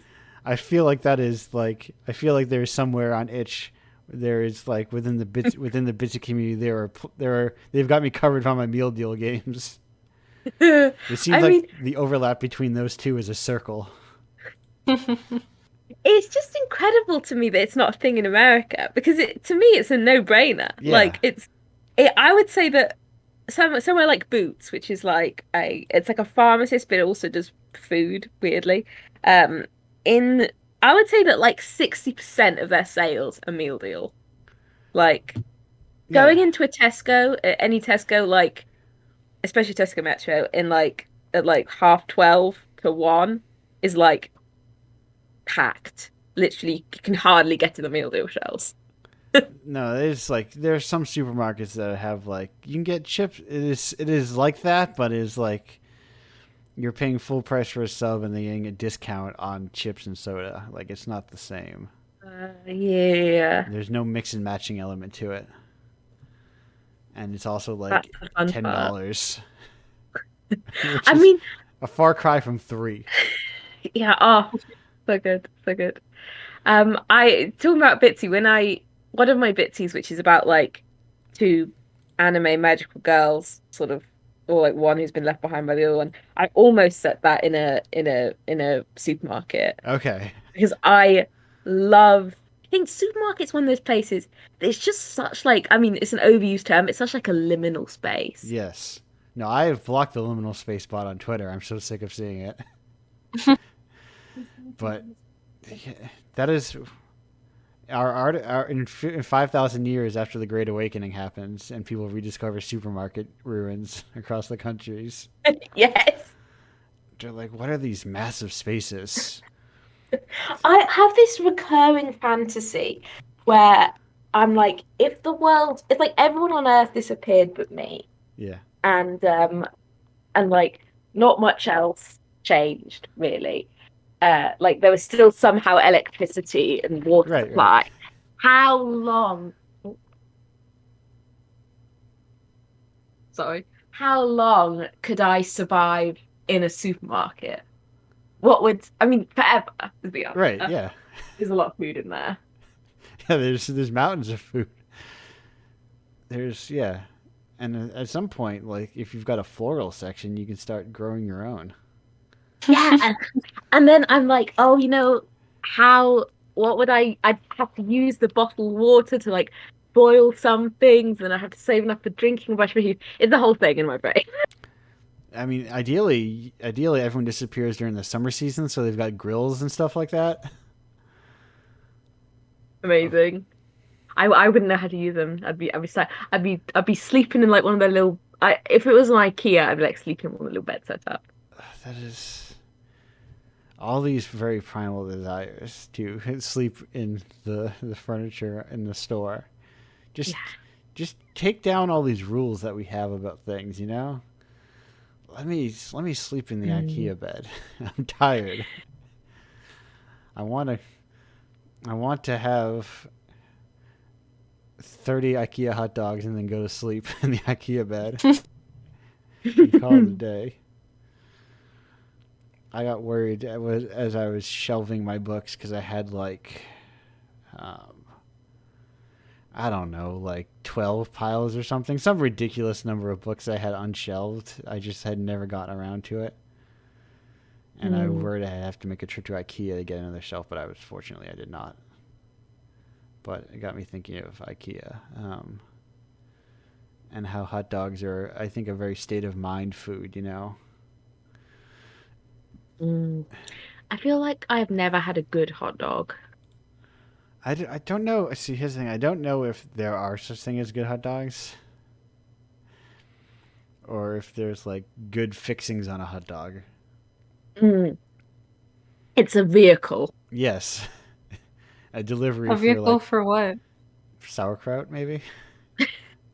Onions. Oh, I thought you meant like a vehicle for nutrition or something. Like it was just Oh no, it's definitely not that. It's a vehicle in the sense that you can buy a little car shaped like it and Yes. drive it around. Or you can Oh see, God, so true. or if you're like, I think, or if you're out on the west coast of the U.S., you can see them driving the car around. Is it an episode of The Simpsons where someone gets the Wienermobile? I'm just gonna say yes, just for safety. I'm gonna make an educated guess and say yes. Yes, I was listening to a podcast where somebody was talking about how they knew someone who worked on the Wienermobile, and they all had like fun hot dog names for everything, including themselves. And I wonder if working on like that kind of very specific kind of job that you don't think that somebody has to do, but of course somebody has to drive the Wienermobile. Mm. And like, is that job great or miserable? And and it can only be one of the two. It's like that picture that was circulating like April 2020 was like the ice cream mascot. Yes. Like, why the fuck am I an essential worker? Yes. Someone has to wear the ice cream costume. Precisely, because somebody, listen, where do you think all that Instacart food comes from? You know, there isn't like a magical there isn't like a magical food thing that just pops the food out of nowhere that you sit at your work from home job and get. You know, Yeah. there's someone in ice cream costume somewhere making up your your $13 small cup of Baskin Robbins. Baskin Robbins and Dairy Queen are other American brands that we don't have that I always think look really good. I would like give anything for a Dairy Queen. I've Like a what's the name of the thing? Like a Blizzard. Yes, I wanna that's try the Blizzard. DQ. That is a thing. Listen. You can be forgiven because I forgot that I'm in Friendly's country, and I forgot Friendly's was like a restaurant, Such a not- good name, not just Fendi. an ice cream brand. I was like, oh yeah, they have those around here. I forgot all about those, the weird little things, because it was like a very like nothing restaurant. Do you have like, nothing restaurants that like have no identity and you're like, Oh, that's a good question. Maybe like a beef eater, okay, which are like usually connected to Premier Inns, which are like discount hotel chains. yeah, Yeah, I would say maybe those. And I mean, maybe like a Weatherspoons, which is like pub food, like anonymous pub food. right. Yeah. Because I was thinking when you were passing that, I was like, well, they had ice cream, but I remember like, oh, they used to have food too. But like, what food would you get at a Friendly? It's just like a hamburger, Mm. or a pizza, or Never okay. never go to a place like that and get something other than what they do. Yes. Ever. So true. Never get like the what do you call it? The fajitas or anything. It's not good. Yeah. The kind of more experimental foods. Mm. Now, Bianca, I have a very important question for you. This is Oh. while we're talking regional things. This is something that I've been thinking about lately. Are you familiar with the? Do you know what candlepin bowling is? Candle. So I'm gonna say no. What is it called again? Candlepin. No, I've never heard of that. What is that? God! So it's even smaller. It's even it's shorter than I thought. This was something I learned was like extremely regional, like very recently. That I assumed that like, so it's bowling, but like the pins are like candles, they're like sticks, not that Whoa. weird little curvy shape, Oh, wait. not the perfect hourglass figure that most bowling pins come in. Yeah, I'm looking at a picture now. I've never seen that in my life. Okay, because I learned apparently that like it's only exists in like northeastern U.S., like New England, and like a little bit of Canada. Yeah, in the Maritimes, apparently, according to the Wikipedia article. Yeah. I did not realize that it was like, because in my mind, like that was like how kids went bowling, because the balls are I really see. small. Hmm. and you Wow, can so weird. you can reset the pins yourself because they don't reset after every like throw. Mm-hmm. Like it doesn't clean them up, so you kind of like ricochet them all around. It just feels like bowling Yeah. that feels like designed for children, and I pity, I guess, all other children around the world. I think over here the only thing we have like that kind of approximates, bowling for kids is just like the smaller bowling balls. Yeah, Mm. because candlepin balls are also like very small too. Mm-hmm. They're like they don't have holes. Like they're just like kind of like giant marbles, sort of. Oh, so true. I say because that's just in my mind. That's how they look like physically. Like they have that kind of like swirling pattern that a marble would have. But that's it. That's it. I'm just. It's weird thinking about like sorry, Yeah. all those regional kind of activities and like, little quirks, which we talked about before too, right? Yeah. I have a lot of international or just like even the U.S. is big, so there's a lot of chances that I find people on the show that are not from the state I'm in, And I love to learn about like I love the cultural minutia, not like Yeah. the big things. Like I don't want to be like, oh yeah, America highways and apple pie or whatever. I want to learn Mhm. about people's I like think there's small things.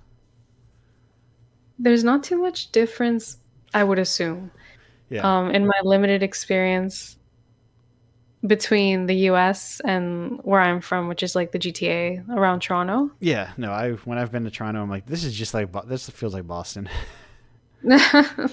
Oh yeah, because you're from Massachusetts. Sorry. No, no, it's I tried to learn how to pronounce it and then I forgot. no. It's funny because as a small tangent, at one point there was a website that I got like they had like anime blind boxes, Oh, and okay. so they just send you a bunch of random crappy DVDs of anime you don't want to watch.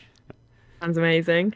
Uh, I think they still do. It's Right Stuff. It's where I kind of get all my manga and Oh my everything. god, right stuff. That's Yeah. where I get all my stuff from. I have like I've caught up, so I've just have like I get these weird pre-order between COVID delaying production and just me being like strictly in pre-orders at this point. I'll randomly get like just the weird hits of like charges. Be like, all right, something's ready to ship now. Finally, like they've got a shippable number of books to send me. But anyway, they have blind boxes, and in one of those there was like kind of like your very very mid aughts like girls doing thing anime, and one of the characters was studied at MIT and had a lot of difficulty saying Massachusetts, and it was it was very much in that same kind of like halting, like you get there most of the way there, then you're like, uh-oh, what do I do? Oh yeah, it's like a maze. Yeah. The massa is easy and then it's the shusets Yeah. that just fucks everything up. And then It, it was like startlingly similar to that exact clip. Maybe I will post it in the Discord for this private session. But yeah, no, we have.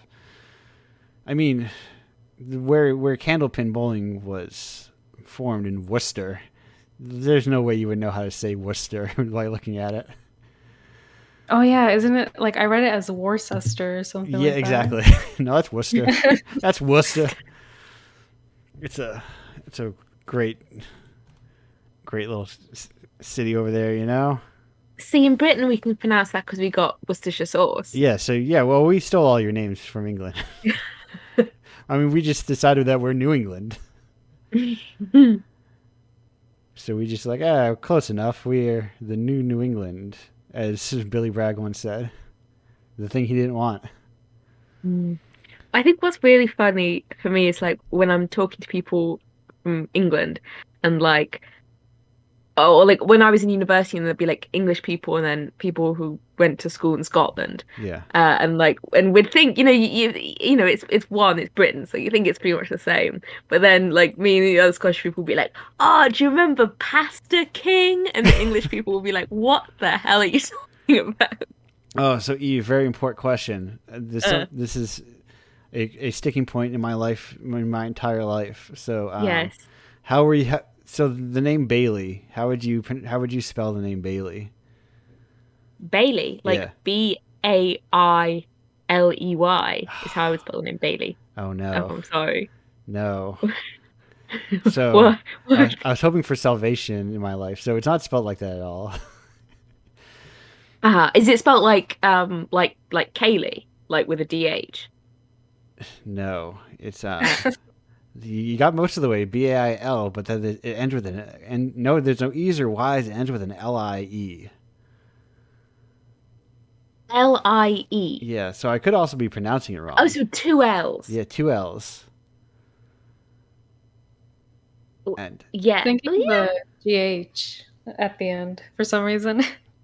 But I should know better. I should know better. yeah, but I thought like so. My whole life I was like, oh well, it's a weird spelling because my great grandfather was from Scotland, so I thought salvation finally. Eve will be like, no, I know how you spell. Oh, now you mention it, I do. There are some Baileys like with that. I would maybe if it was a surname, Yeah. I would be more inclined. When you say Bailey, I immediately thought first name. Oh no, yes, Or- no. That is my last name. That is my surname. Yeah. Okay. Yeah. Yes. Andrew Bailey, that's a good Scottish name. Yes, it's if American heritage is always weird because so many of us are like so far away from like wherever we came from in our beautiful nation of immigrants, that it's like, but like I had living relatives that were born in Scotland. So that's Have you ever been? No, never. You should come. It's great. It costs a lot of money to travel across that big pond, It's true. Get a little boat. Yeah, oh, like my forefathers did. Take a little boat. I can't swim though, so what if the boat falls over? I'll be in a bad way. No, one of these days I'll have enough money. I'll get accepted to like a WASD or one of those Londoner events, and then I'll have an excuse to go over there. Well, now see, it's like I feel like I still live in Scotland, but now I feel really like isolated from the mainland. Yeah, Because I've been seeing all these posts about on Twitter about like Glasgow and Edinburgh Zine Fest, I'm like, oh, that would be so fun to go to. Maybe I could go to it, and then you're like, oh, it is like so. I can get a pretty direct flight to Glasgow, but it is very expensive from where I live.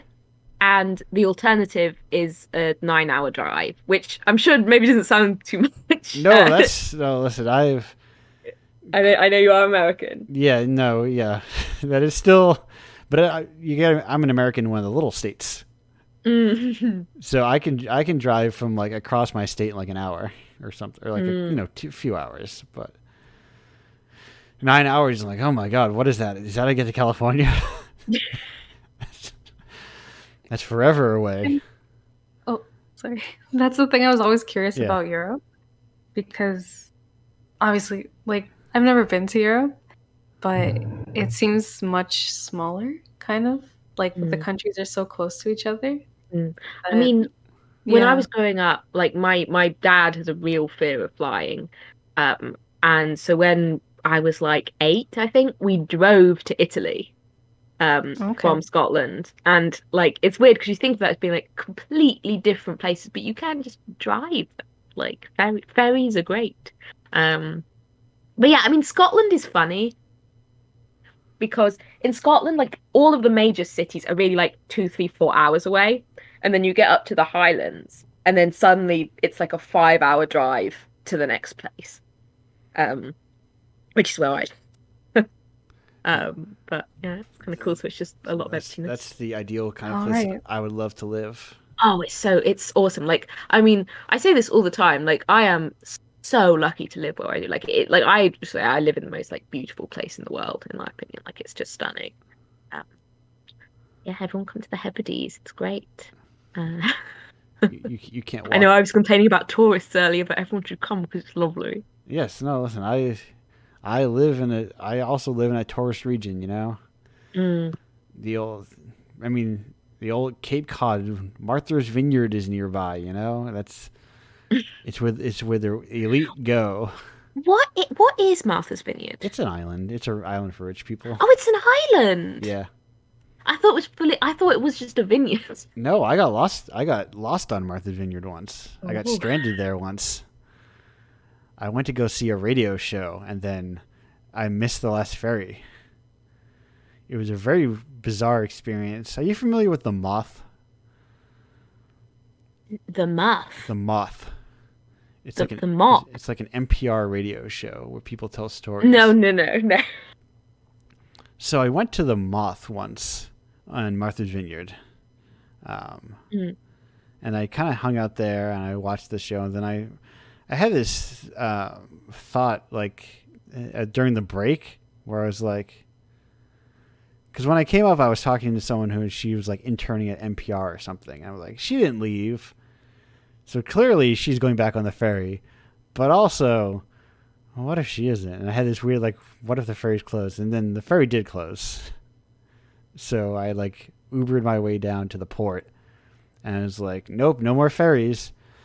And I was like, oh, that sucks. So I Ubered my way back to the to the venue. I was like, oh, maybe this person I met on the ferry. She was like, oh, let me just kind of crash and wherever she's crashing, which is a very weird thing to ask of a stranger. But listen, I'm on an island.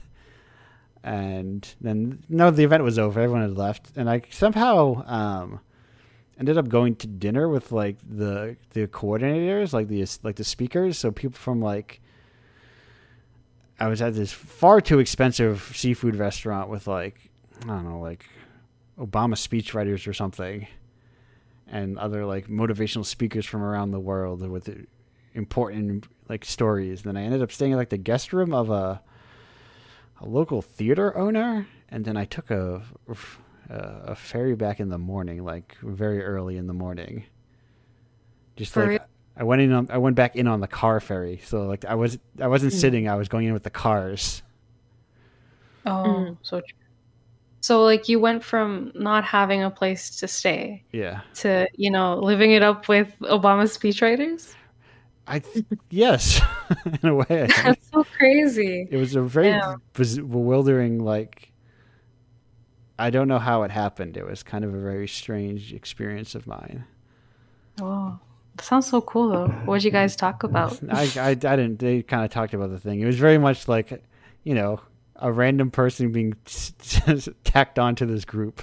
I just stayed quiet and minded my own business, lest I disrupt the boat and not figure out a way to get home.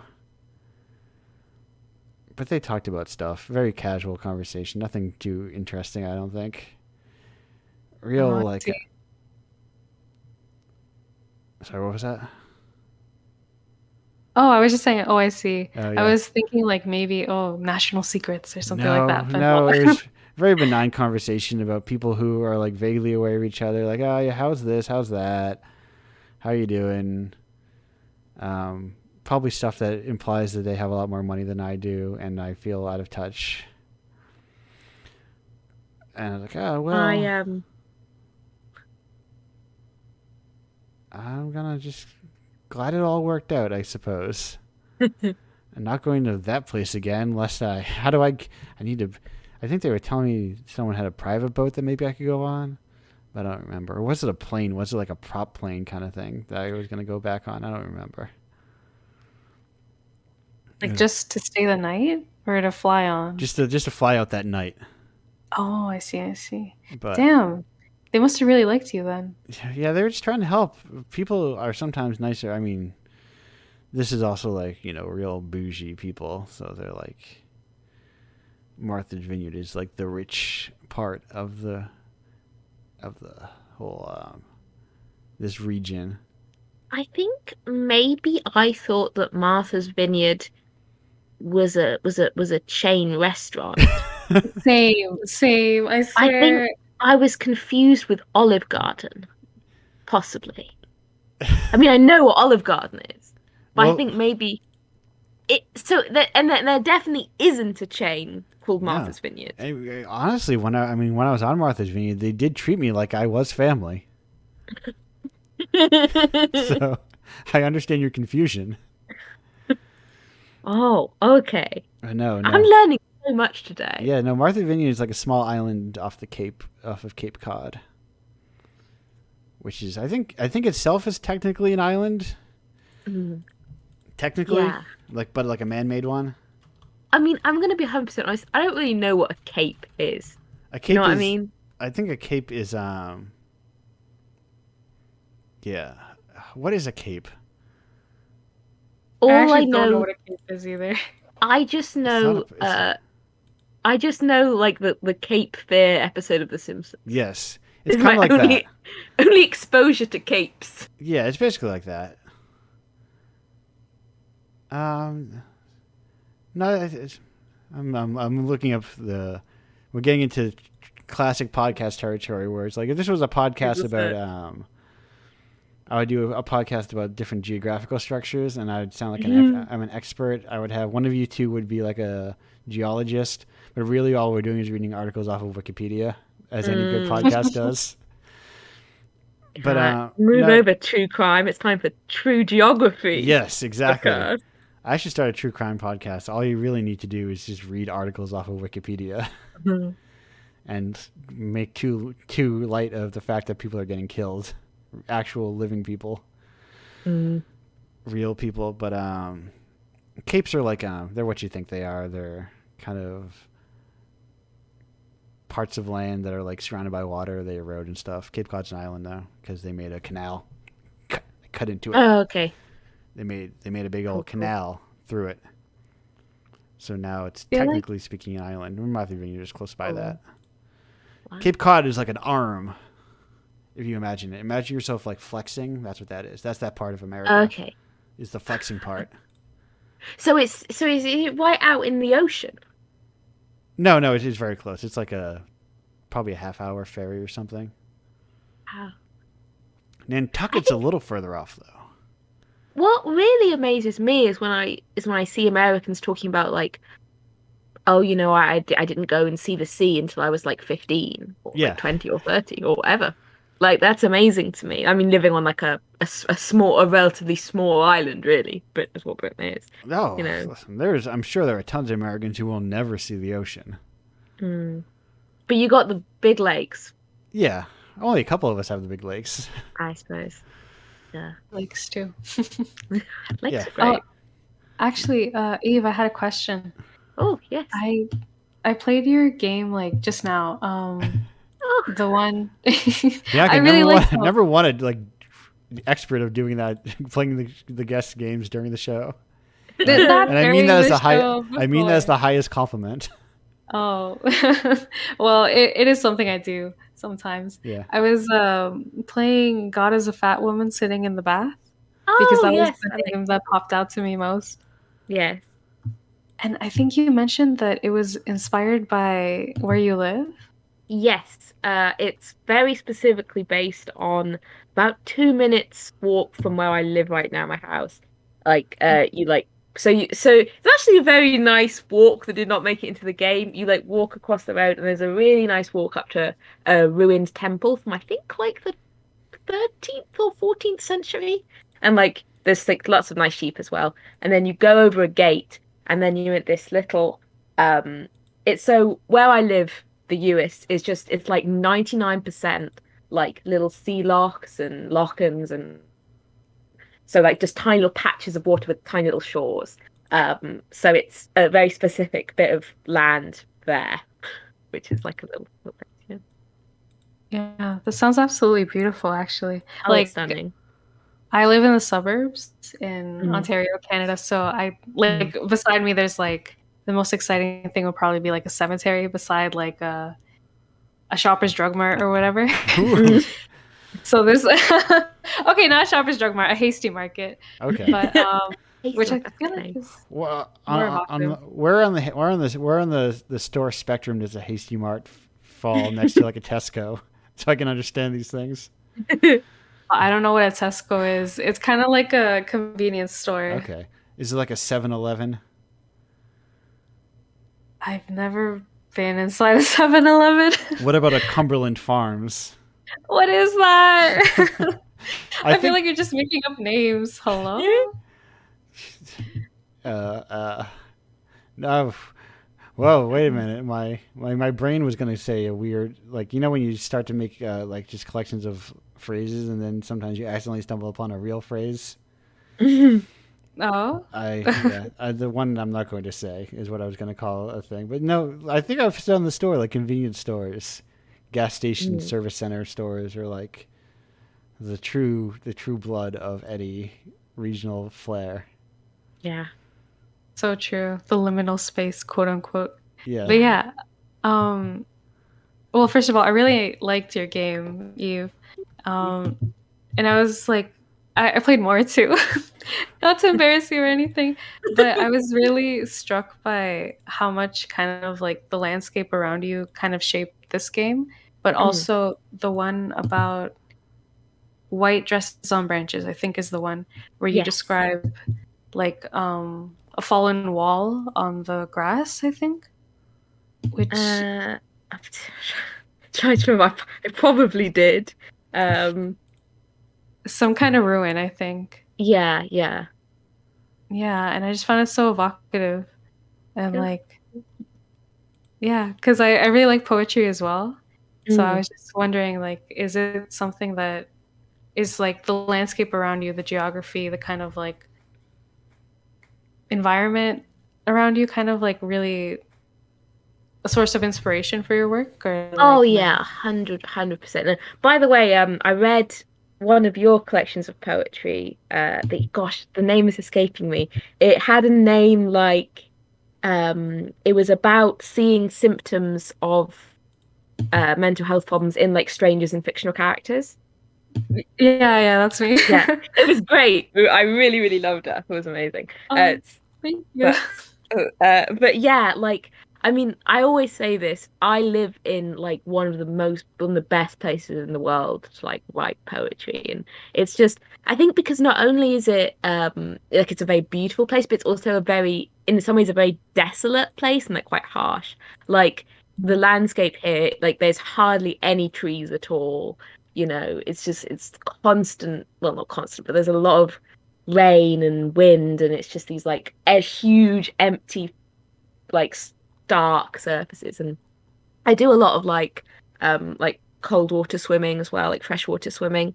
And like I think I really like feeling like the rhythms of life. I mean, it's so cliche, like all like the tides, but it's just really nice living in a place where, if the wind is too bad, then the ferry won't come in and we won't have milk.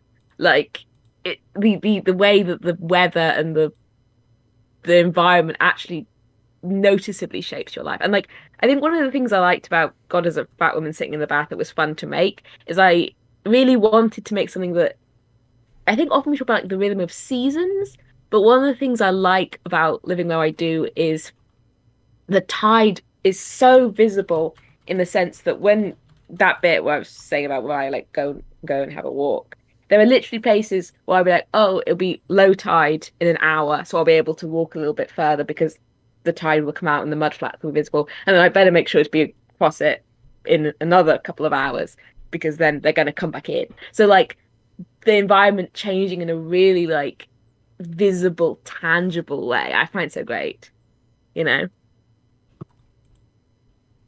Beautiful the way you describe it. It's something that like Thank you. at least where I live, it's very removed from the daily Mm, experience. Like mm, as I mentioned, suburbs, like you have to drive to get anywhere, and the only green space you really see is kind of like parks or like, mm, organized neighborhoods. mm, So I don't know, that just sounds really beautiful to mm. me. I mean, I think in some ways, like I have always been fascinated by like because I've never lived in the suburbs. Like when I was young, I lived in like the Borders, which is Scottish Borders, which is like a very sort of farmy, small towns kind of like place. And then I lived in university, then I've lived here.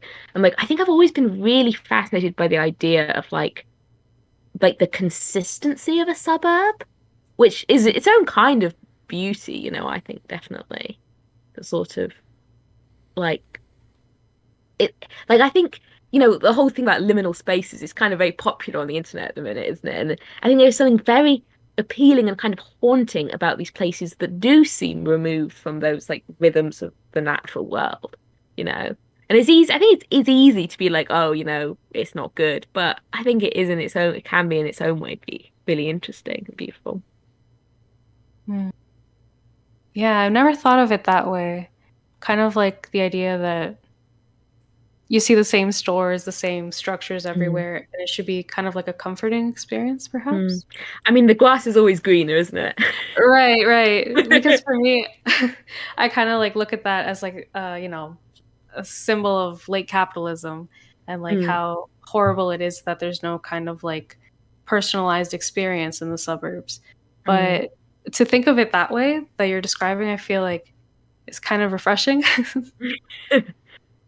Yeah. and true in a way, I'm sure. But I yeah. mean, I was at a community writing project earlier today, and it was all about how climate change is probably going to affect life on the US. And we were talking about because we were sort of sharing anecdotes from our life here. And one person who has lived here like literally all her life was born here. Her whole family was born here. She works on a family craft.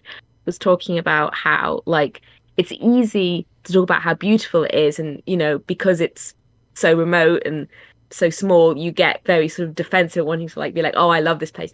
But also it can be a total bubble and it can feel very lonely and exhausting, especially for, the farmers and the crofters who are the lifeblood of the community. So, it's one of those things where it's like, and this is always what I think when I see people online, like I have decided to buy 6 goats and start my own farm. I bought a hat. I'm like, oh God. I hope you've thought this through. Oh my goodness. To be honest, I've thought about doing that. Never like to the extent where I actually went out and like bought a field in Caledon or anything. But it's just so tempting. Like, Yeah. I don't know. Maybe it's that kind of like for people who don't have any experience like living on the farm or in, more rural areas. It's this kind of Mm. fantasy. But I'm sure Mm. like it's very, very, very difficult Mm. to maintain. Mm. That's why you just get wealthy enough that you can do them both. Do what both? You do them both. You get so rich, you're like, I can go to the sea and then live my farmer dreams. Kind of do like a Paul McCartney thing. Right. Mm. One of the nice things about living here is it's just kind of the culture that like most people, or well, maybe not. Well, actually, yeah, probably most people will have a craft and a couple of sheep. Like most people you talk to, but oh yeah, my little craft, my little flock of sheep. That sounds so sweet. It's nice. Wait, do you have sheep? I don't have sheep. My housemate was we were because we're gonna move to a sort of more permanent. We're like in a slightly renting situation right now, but we're gonna move to somewhere a bit more permanent in a couple of months, hopefully. And we were saying like, Emily was like, Eve, I know that logically I shouldn't get sheep because like I'm quite busy and everything, but I just love a little couple of Suffolks. I was like, yeah, Emily, that would be nice. That sounds so sweet. Yeah, but I had someone on my street that kept ducks at some point, I think, or geese, one of the two. I think they were ducks. Ducks. And they might still, because sometimes I see a duck wandering around, just on the road. And I'm like, where are you coming from? Where are you going? We have so many geese around, and I don't know why. Like, I did not think that it would be like the geese place when I moved here. But there's geese fucking everywhere. There's like 30 geese in every field. Oh, that's okay. Yes, that is a lot of geese. No, There's loads of geese, and like no one owns the geese. No, there's just geese. No one can own a goose. Hey, people underestimate birds. They're really they're smart little things. Mm. and they can I fly. I would love a couple of chickens. I Yeah. will say. I think that would be nice. I've heard chicks like the baby ones are like so cute. Oh Did we keep those in school once? Am I imagining? Anyway, yeah. um, I can't remember. I was trying to think. Did my school have one of those things where like you have a heat lamp and we all look at the heat lamp and then a little chick is born? Then what happens to that chick? Huh? Where Yeah, did that's it a good go? question. Yes. Does it just then go to a farm to become a chicken, to be locked into a Oh, cage forever? chicken I nugget.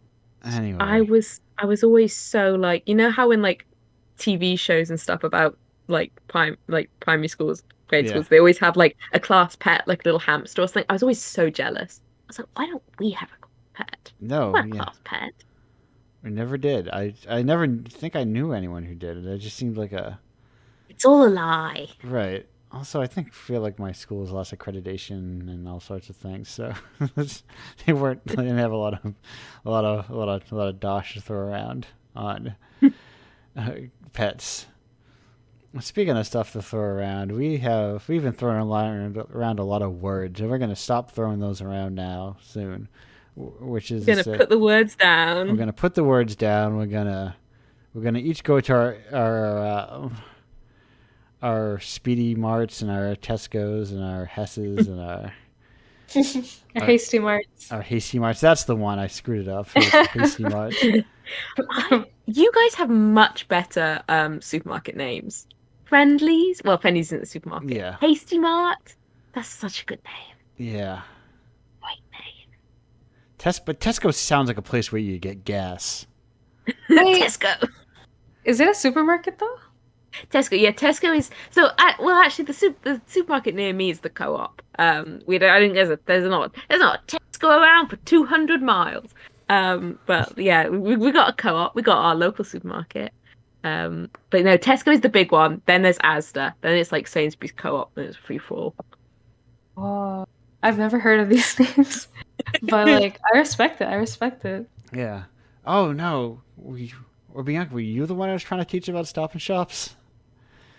I remember The I was trying what? on this show. I feel like I was telling somebody about Stop and Shops at some point. I don't know, It's but I the don't know what a Stop and Shop is, so it's a maybe not. supermarket. Oh, Jonathan okay. Richmond sings about it. What? That's He's crazy. part of of the modern lovers. He who. Anyway, I'm not gonna. I was trying to close this, and I'm gonna get sidetracked talking about Jonathan Richmond. Um, Oh yeah, he sings about Massachusetts. yeah, he sings about Massachusetts. Correct, because yes, he sings Ah. about Massachusetts. He sings about lesbian bars. He sings about going fast and road runners. Oh, so true. Oh. I should check this out. Exactly. Wait, Andrew, Yeah. before you close up, I have a question. Have you Yes. ever heard of a Tragically Hip? Yes. Do you like the Tragically I don't Hip? think I know them well, but I do. The band is familiar. They're very Canadian and like I think they're that's why kinda- I know them. they kind of sing about like a lot of local stuff, Yes. supposedly, and it just kind of reminded me of the song that you're telling me about, Roadrunner. But yeah. Anyways. Yeah, I think that's why I think when people talk about Canadian bands, feel like one of the first or seconds is the Tragically Hip. So true. Yeah. It was even in Scott Pilgrim. Maybe that's part of where. Yeah, maybe that's part of where it comes up. What a weird thing Scott Pilgrim became, huh? Like culturally speaking. I mean, I feel like Scott Pilgrim is one of like our.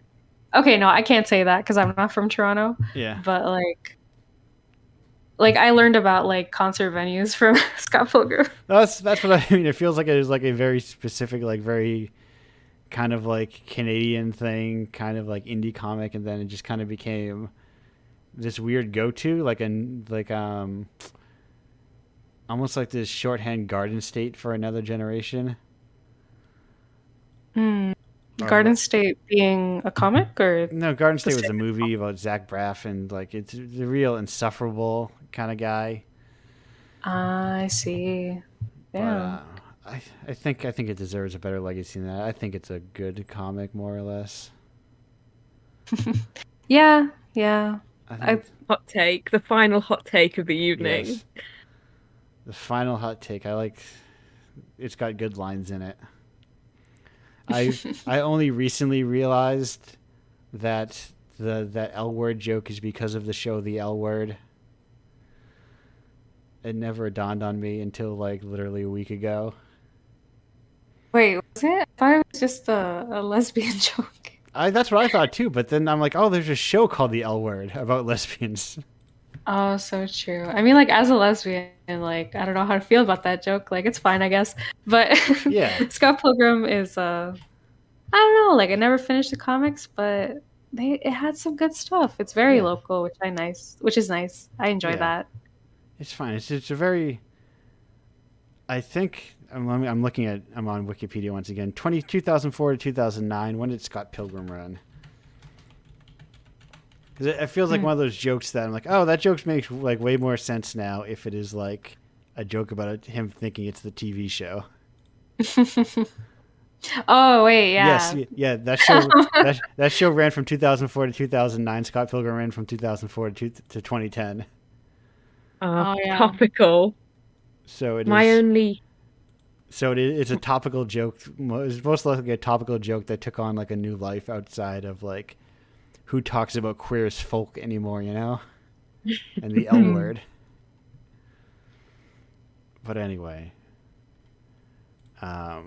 enough about late or mid-aught queer programming on Showtime and HBO or whatever. We're trying to wrap this show up. At least I was trying to.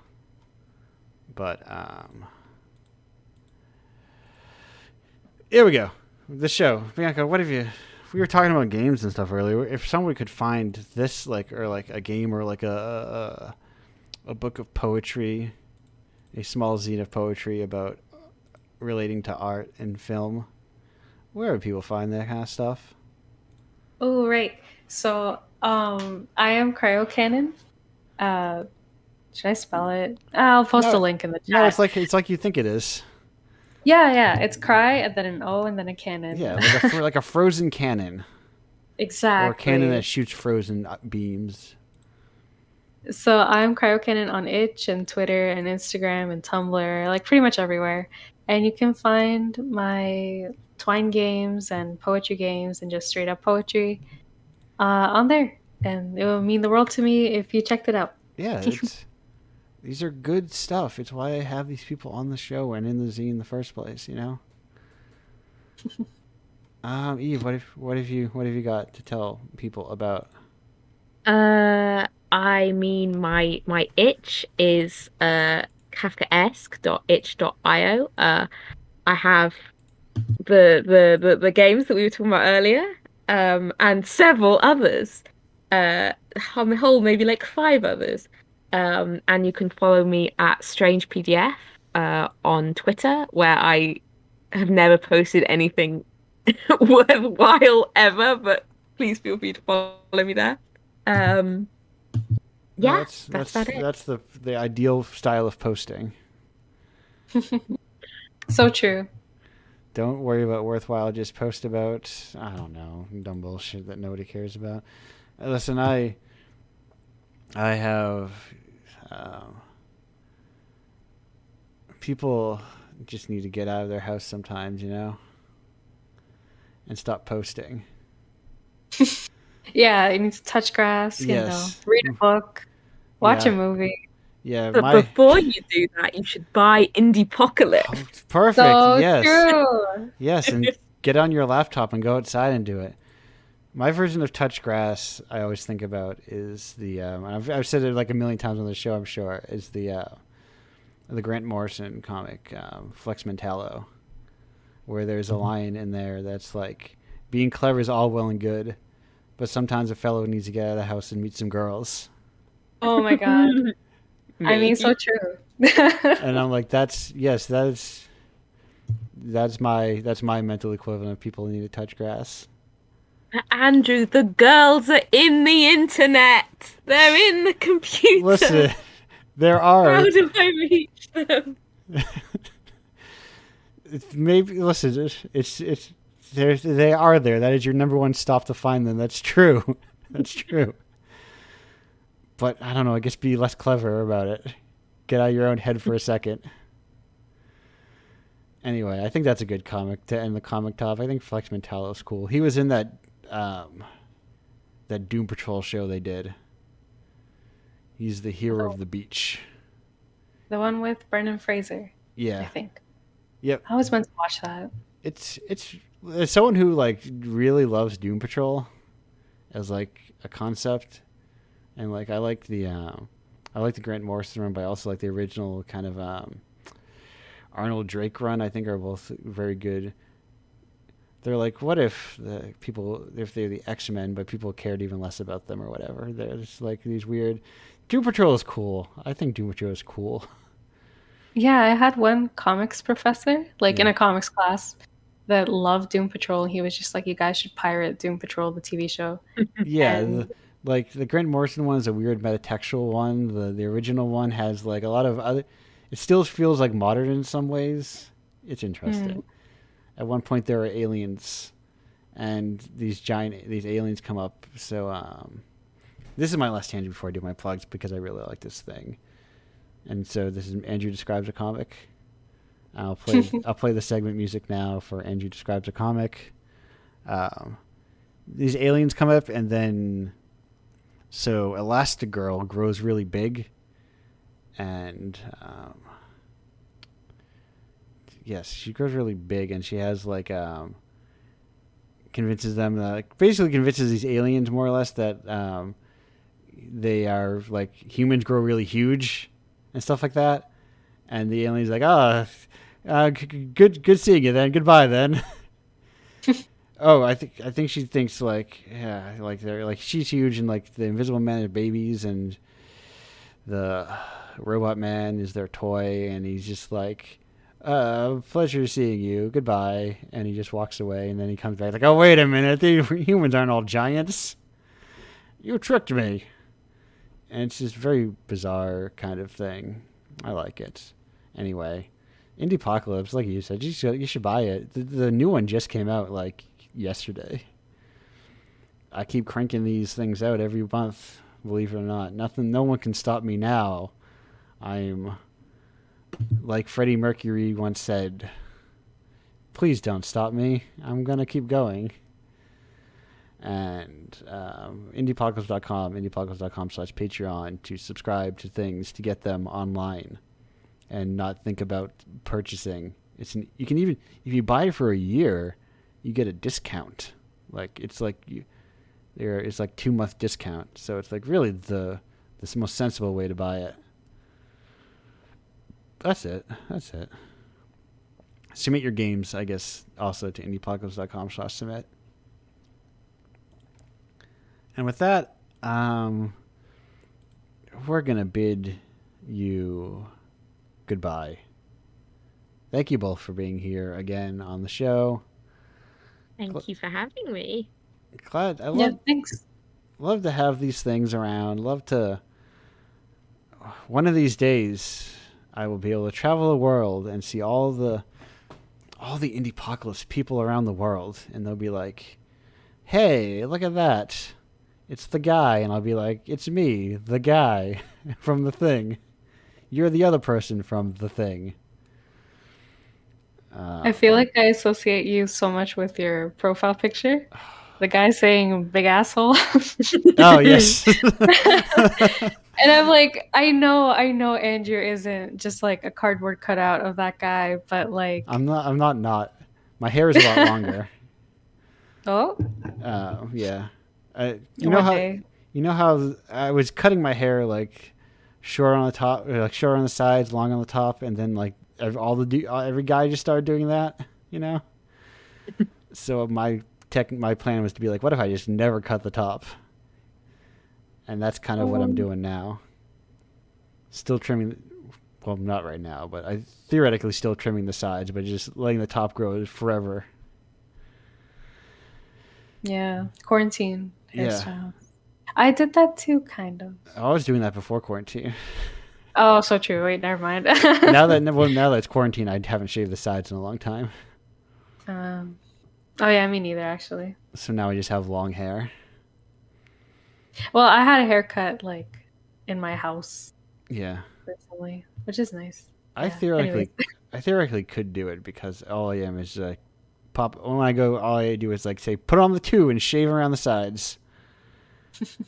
And so I could, but who knows? Anyway, I got trapped again talking about my hair, and that drawing was from a friend when I watched an anime without him. He gave it to me as a gift in a way. Anyway, closing the show down. Where is it? Where's my thing? Speaking of shows I went to, I think this was from one of the last. I think Sydney Gist was an opener for one of the very last shows I went to before quarantine, when she opened for Mitski, who is huge now. Did not expect. I mean, did not expect sounds rude, but you know what I mean. She deserves it. Yes, but, surprised about how big Mitski has gotten is more what I'm saying. It's like, my God, superstardom practically. Everyone knows Mitski now. Yeah. I remember telling someone, I don't know if you know Mitski, like 2-3 years ago. Yeah. Now, like, can't say that now. It's crazy. Yeah.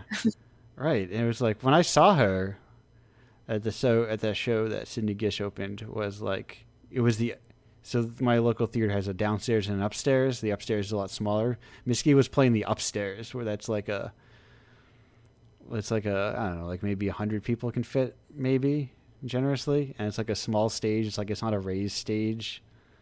Anyway, we're getting to the minutia of Providence-based theaters. We're not going to do that. Instead, I'm just going to play that song that I always play at the end. And goodbye.